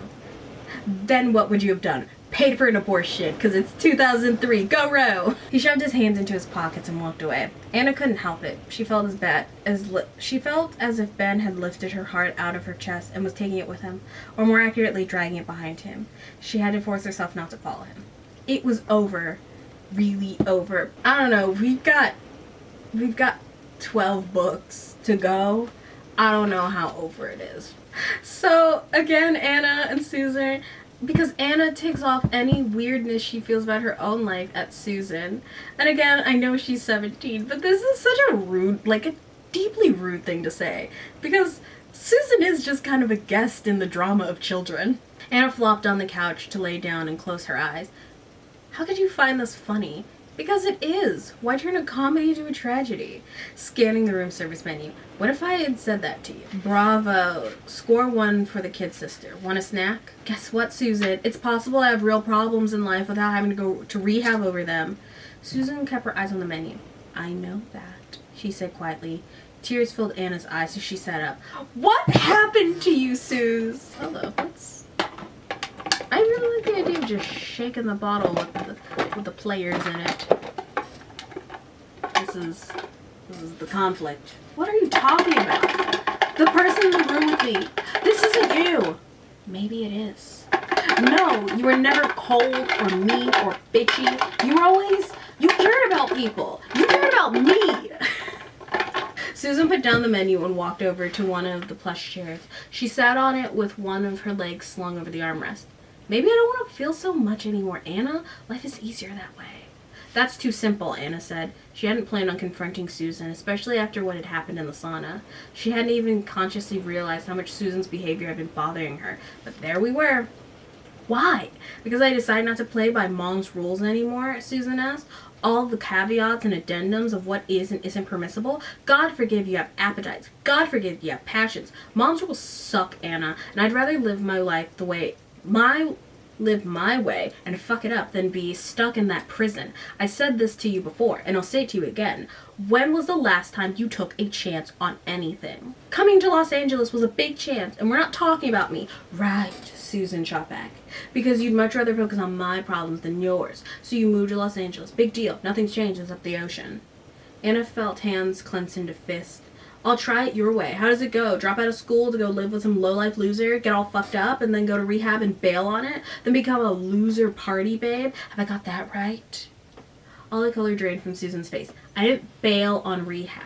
Yes, you did, Anna insisted. At least own up to your I got kicked out. Susan snapped. Happy? Anna was silent. She had no idea what to say until she finally came up with, of course I'm not happy. What happened? Susan stared at the carpet as she couldn't bear to face her sister. I didn't get high, if that's what you think. Finally, she raised her eyes. I was with a guy. He was getting high. We got caught. And I'm not going to ask you if you believe me, because I don't give a damn. So fuck you, Anna, and your sanctimonious horse that you rode in on.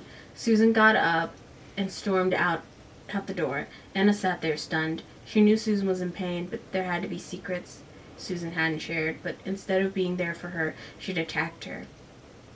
The worst part was, Anna knew how upset it made Susan when her father had done the exact same thing.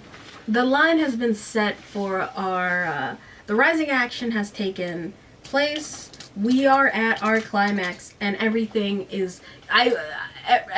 has come together, except for everything, but Cammy stretched knowing that her naked body was fabulous, in contrast to Susan's, whose stomach was fleshy and whose ass sagged a little. After they had undressed for the shower, Susan wrapped a towel around herself and tucked in. So what was the big fight about? You sound just like your sister, who sounds a lot like her mother, who probably writes thank you notes after sex. The edge of Susan's towel came untucked, revealing her naked body. God, I wish I'd lose some weight from rehab already. Kimmy's eyes flickered over Susan's body before Susan retucked the towel. Does it suck? The same thing happened to me when I was in rehab. I've already dropped 3 pounds, Susan said. 2 more weeks and I'll take the rest off. Well, I admire your self-confidence. I mean, it must really suck having a perfect sister. Susan shrugged. They spent the next half hour in the marble glass shower in the steam room. So what are you going to wear to the party? Black pants we got at Betsy Johnson. Oh, those? Cammy made sure to... Her doubt colored her declaration. Susan dropped a towel. What? You helped me pick them out. They're great. You and Anna have such different styles. So? Just that Anna would never wear the pants you brought. Susan pulled on her panties and then her jeans. I could wear something else. No, it's cool. You have your own taste. I mean, you like that look. It's fine. What look? You know. I'm so fucking cool look. You're rebelling. That's fine. Thank you, Dr. Fred, Susan murmured. I know just how you feel, Cammy went on. Susan was sitting on the bench, strapping on her sandals. So Cammy sat next to her, leaning close in a voice and hypnotic. Do you ever feel like if you let yourself give in to everything you want, that you'd never stop wanting? All the time, Susan confessed. Like you'll never measure up, and nothing can fill you up ever, Cammy went on, because you're just this gluttonous, needy thing. I feel that way all the time. Susan looked around and the locker room was empty. No one was there to overhear the conversation. Well? Don't you hide it well. Do I? Cammy feigned surprise. She pulled her Giuseppe Nonati suede leather sandal out of her locker. Thanks. I'm telling you, Susan, after rehab, I was afraid to do anything. Eating was out. I was such a pig. Drinking. How was I supposed to stop at one drink? Pot. I'd want to smoke my way into oblivion and stay there. Coke. Sex. Anything I ever did before rehab. I wanted to do and do and do. So how'd you stop? Cammy pulled on her silk-laced Miu Miu t-shirt. I had to prove that I could master it, you know? I mean, what was I supposed to do? Stay alone in my room listening to Annie DeFranco for the rest of my life? So I just, had one drink. Cammy could see the yearning for one drink on Susan's face. And so what? Seriously, that's the conclusion I came to. And if I wanted to drink, so what? It made me feel better. It didn't hurt anyone. And I proved I could party and not, just pass out. Must be nice. Susan stood up, zipped her jeans, and pulled on her Chanel shirt. It is nice. Cammy reached deep into her gym bag, rooted around, and found what she was looking for. A pint of Flagman vodka. Its Russian label proving it was authentic. She unscrewed the cap. I can't stand for people to tell me what to do. You want some? No. Susan sprayed her neck with Escada perfume. Fine, I understand. Personally, I like to say a big fuck you to Anna, and everyone else thinks they know exactly how I should be and who I should be. Cammy took a long, dramatic swallow. No, she could feel Susan's eyes on her. Oh yeah, nothing feels like that. You sure you don't want some? No. You're right. You're really out of control. I mean, one sip and you'll be lap dancing for Jello shots. Cammy upended the bottle again. I'm not out of control. Anna thinks you are. Otherwise, why would you like Babysitter's Club with you? Cammy tilted her bottle to her lips one more time. She could feel Susan's yearning for that fiery liquid roll down her gullet. Nothing takes the edge off like Flagman. Makes Stoli taste like Drano. Susan didn't answer, but Cammy could see she was gritting her teeth as she worked the hairbrush. But listen, Cammy went on, I completely understand. I guess Anna's right. You're this out-of-control loser who could never drink again. It sounds like a death sentence, but you know what? That's best for you. When did I say I was never going to drink again? Cammy shrugged. I was where you are once. For me, the only way to conquer the fear was to do what scared me and prove I could handle it. But I guess you're different. Susan glared at her. That's bullshit. Prove it then, loser. Cammy held the vodka out to Susan. For a long moment, Susan stared at the bottle like it was Pandora's box. Cammy could sense her wavering. Why should I? Susan asked, her eyes on the bottle. To prove it doesn't have power over you. To prove you're not the fat loser your sister thinks you are. Another long beat, and then Susan grabbed the bottle from Cammy's hand. My sister was right about you, You're a bitch. Their eyes held for a moment, and Cammy thought Susan was going to dump the vodka on the floor of the locker room. But instead, Susan lifted the bottle to her mouth and took a long swallow. Bingo. Bing bong. So, this chapter, home theater, is Anna just being terrible at this job. The more I sit on it, the more I'm like, girl, not only do you not care about modern film, you don't You're not gonna read anything. You don't want to watch anything. You think your taste is so supreme and better than anything else. Like, Anna's just kind of annoying. I want her to fuck up because it means that she tried. I want her to do anything besides, as Susan so well put, sanctimoniously sit on her horse and glare down and go, "Oh, I would never." Like, girl, of course you would never. You never done. Anna has now picked up Brock to go to the Steinbergs' party. Anna gets in there. He walks in and she immediately loses him. She looks around for Anna. She also cannot find Anna. Or she cannot find Susan. She's like trying her best, but her best is bad. She is not good at this. Back at home, Sam and Monty are plotting if they should put the sauna showdown in there. The film would be so much better with the sauna showdown. It was so tantalizing and satisfying, even to think of everyone to the school witnessing Anna's haughty kiss off to Ben. If you didn't know the backstory about Ben dumping her on New Year's Eve, and no one at the school knew the backstory, Anna came off like a total bitch. Of course, Anna wasn't a bitch, and she was perhaps the least bitchy girl Sam knew, but that was beside the point. It would be a simple matter for Sam to edit in this material right before they showed the film in class later in the week. It would seem to everyone like Anna had wanted it to be there, thereby giving it the most important element of any work art could have, plausible deniability. And since it was Anna's movie as well as Sam's, everyone would assume Anna had gotten cold feet at the last moment if she protested. But the shame of it was Sam knew she'd feel guilty as hell. It would be so much easier if she hated Anna. But I have to go and like her, and it's not like Anna's ready to throw her arms around me and swap spit. Anna made a decision, which was not to make a decision. She'd hang on to the footage, but hold off on using it in the film for now. Anna is still trying to find her charge, and she is bad at it. You know, she's talking to these people, being a judgy bitch about immigrants and their accents. It's one thing when, like, how things change, where it's like an actress begging to be taken seriously in the American market with a thick accent. Gal Gadot, IDF soldier Barbie, is not a good actress. But that doesn't mean that other people with accents can't be good actresses. Margaret's looking to meet Susan. Anna's like, oh no, she's coming with Cammie Shepard. Just as she was about to return to the mansion, though, Anna saw her sister Susan in the crowd with Cammie. Anna felt instant relief. Susan would definitely be able to help her find Brock.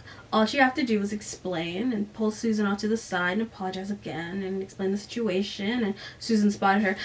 Anna! Anna! She cried in a shrill voice. She threw her arms wide and ran towards her like an airplane coming in for landing. My baby sister! Anna called her as she stumbled into her arms. The truth was, Susan was on Susan's breath. Her sister was drunk. I'm so sorry about our fight. I felt ashamed. Oh, I fucking love you. Susan slurred, gripping Anna tight. Hey, you having fun, Anna? Let's have some fun. Let's dance. Let's dance. Cammie sidled over to them. As you can see, Anna, your big sister is in a happy mood. Are you responsible for this? She pictured her hands around Cammie's neck, squeezing against her windpipe. Me?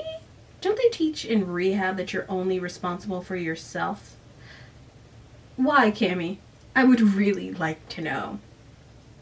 Ask Ben, Cammie said coldly. You're sick, Cammie. You need help. Actually, I'm fabulous. And Cammie said, giving Susan, who was trying and failing to get her hair unstuck from a lip gloss, a pointed once over. I'd say it's your sister who needs help right about now. Anna tries to get Susan coffee. It is not going well. Susan thrust a finger at Anna's nose. She put you up to this, didn't she? That's because she's a winner and I'm a loser. Winner, I mean, she's the winner and I'm the whiner. God, it's so fucking hot. Before Anna could stop her, Susan broke away again, running headlong towards a big stone fountain at the center of the patio. Anna had gotten a sick feeling in her stomach. Susan wouldn't. Evidently, Susan would.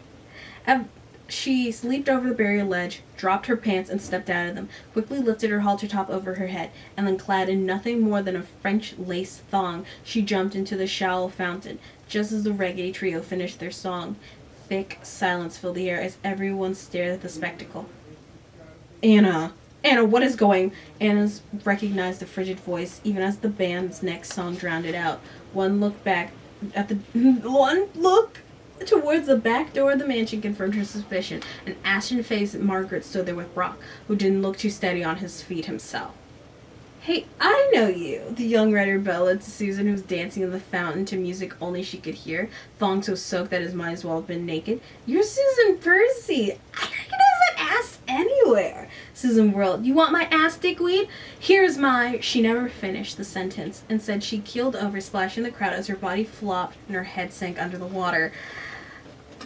Alcohol plus Susan Percy equals drowning attempt. It keeps happening. Then Sam hustled to the catering area and grabbed a spare white tablecloth and dashed towards Anna and Susan. Anna was in knee-deep water, her hands under her sister's soaked head, trying to reassure Susan that everything would be okay. "Use this," Sam commanded, tossing Anna the tablecloth. Anna caught it, but looked bewildered. She looked at Sam. "What? Don't... Nah. Put it around your sister. Or do we want the show to continue?" "Okay. That's a wrap," she shouted to him. "Got it," Monty called back. "This sequence is gonna be fabulous," Sam told Anna in a too loud voice as they helped thoroughly soaked Susan from the fountain. "Your sister's a fabulous actress. Let's get her dried off." Many people laughed in recognition. Several even applauded as Sam turned to the crowd. "Thanks for bearing with us, folks, for helping out some young filmmakers. Student film. Cinema Verte. You're the greatest." Anyone who hadn't figured out what was going on was now smiling. Oh, it was a movie scene! To think they had fallen for it. And wasn't the girl at the fountain Sam Sharp, Jackson Sharp's daughter? She was making a film! They'd all been a part of it. How clever! And that's how they got a girl boss out of it.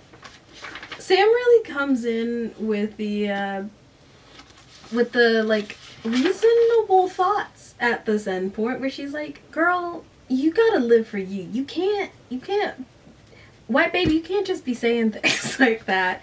You gotta, like, live for you." Sam's eye fell on the statue of Cupid in the center of the gazebo floor. Someone had placed a fresh red rose Cupid's. Let's just say I know how much it can hurt to have a broken heart. So do I, but it doesn't excuse her behavior. When I look at her, all I see is hate. Anna reached over and put a hand on Sam's. "But you're a good person. You're better than Cammy, and you're too smart for Dee. You don't have to hang out with them." Sam's heart lurched. Was it possible that Anna was responding to her? And if she was it a platonic response or otherwise? Sam wanted Anna to be her friend, but she also wanted Anna to kiss her. But she also didn't want to be gay or even bi, despite how chic it was these days to be either of those things. Dr. Fred could say anything he wanted about not acting on impulses, but just feeling what she was feeling as Anna's hand rested atop hers was enough to send her into an anxious tizzy. Sam pulled her hand away. She could be Anna's friend, maybe, if they didn't touch, no matter what her body was telling her to do. "Forget me. Let's talk about you and Ben.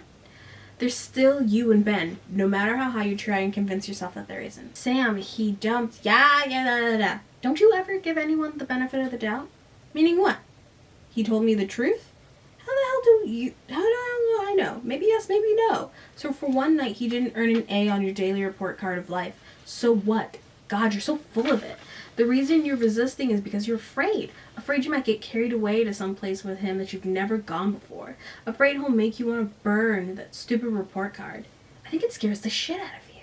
Anna gets back to the house. Sam leaves. Her father appears. What was wrong with her family? Didn't anyone take responsibility for anything? "Listen, Dad," Anna said, changing the subject and backing away from the stairs. "I think I need to get away for..."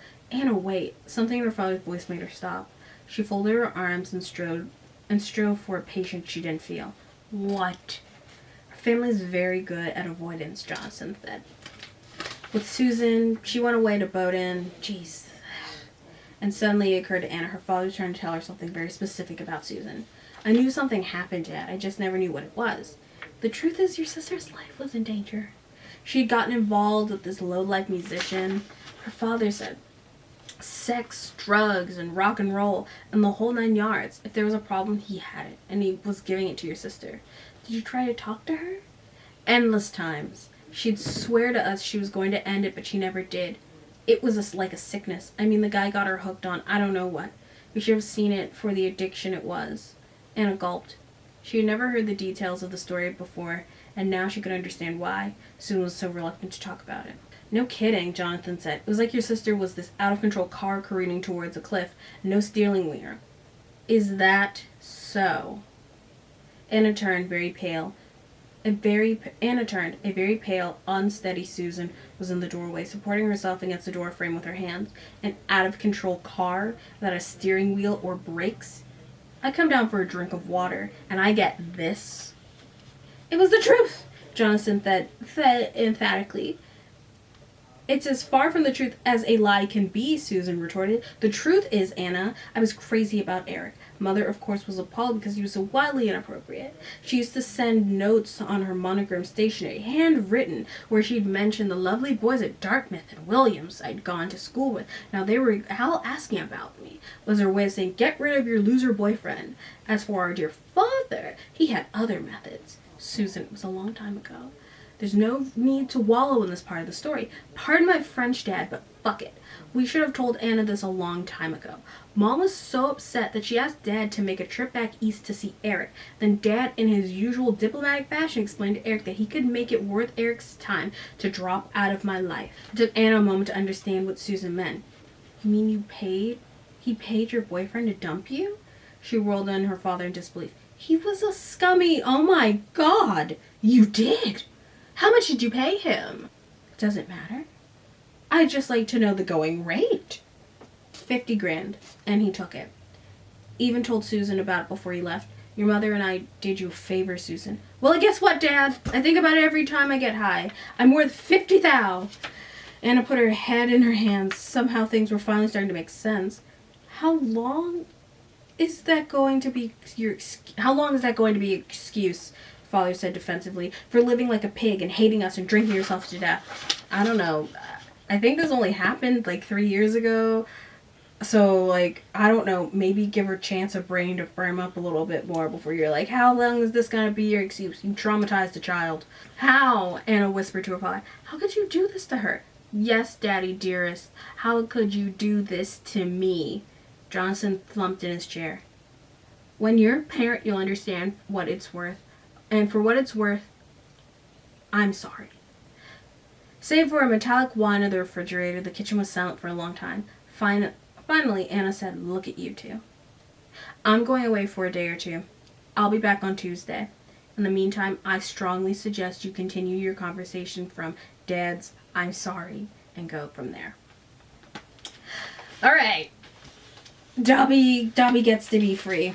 Anna goes to a hotel on the coast, and we finally get the truth of what happened with Ben, which I do think I've gone over in the original recap. Again, it is August 5th.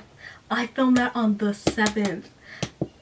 I'm a different person. I don't know what was said, but the truth is I wasn't with some mystery celebrity after I left you on New Year's Eve. I was on a plane to Vegas. Las Vegas? That made no sense. It wasn't some big actress who nearly died. It was my asshole father. He has a gambling problem. A big one. He makes a small fortune and then he gambles away more. My mom was the one who called me. They had a fight that night and he had driven out to Vegas to play $1,000 a hand blackjack. Excuse me, that was no big thing. Till my mom discovered that he had taken a loaded pistol with him. She called the police, so you can check this story out if you want to. But I wasn't going to wait for the police. I went straight to LAX and flew to Vegas. Found him at the Bellagio. That's where he always stays. 60 grand in the hole. When I tried to pull him away from the table, he punched me. His plan was to either win or blow his own brains out.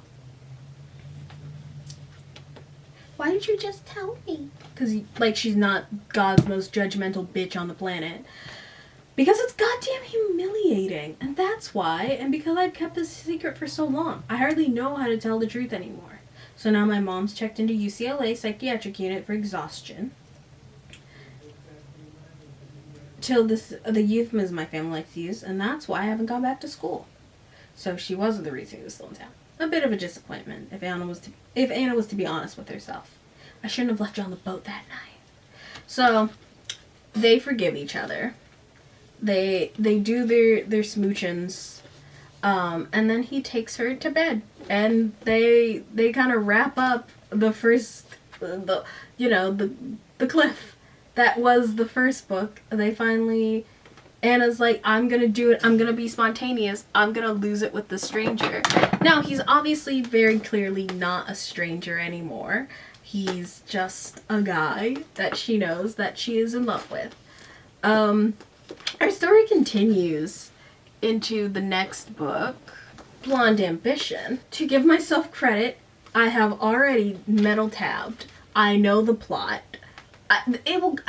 It won't take me 3 sessions to film this one. I'm gonna get this done, and my books can finally go back into their bookshelf case. But yeah, this channel isn't gonna see any changes. But on my other channel, I'm kind of like hard pivoting, and I have to throw out like 6 months worth of videos, because the idea of editing has sent me into such existential dread. Also, every time I take more than like a week in between editing something becomes corrupted in my files. So, why there hadn't been videos? Every time I would gain the will to edit and then lose the will to edit, I would lose all my progress, and it was hard. So, yeah, I'm getting down with the get down. We're moving towards that. I'm not saying that I'm back, but by the time that you're seeing this, I will have successfully probably gotten, I won't start releasing things until I have like a month's worth of stuff to give you. So there'll be things, there'll be LOL surprise, there will be some new dolls, I'm doing some doll research, there'll be things to fill you, and I'll be back for the fall semester. You can check out my playlists and things in the description. I have no clue what's referenced at any point previous to the last hour and a half that I sat down to film. Not a clue. That's a different me. That was a different me. I'm new now. I'm not mostly blonde anymore, so it's a different girl. Alright, bye guys.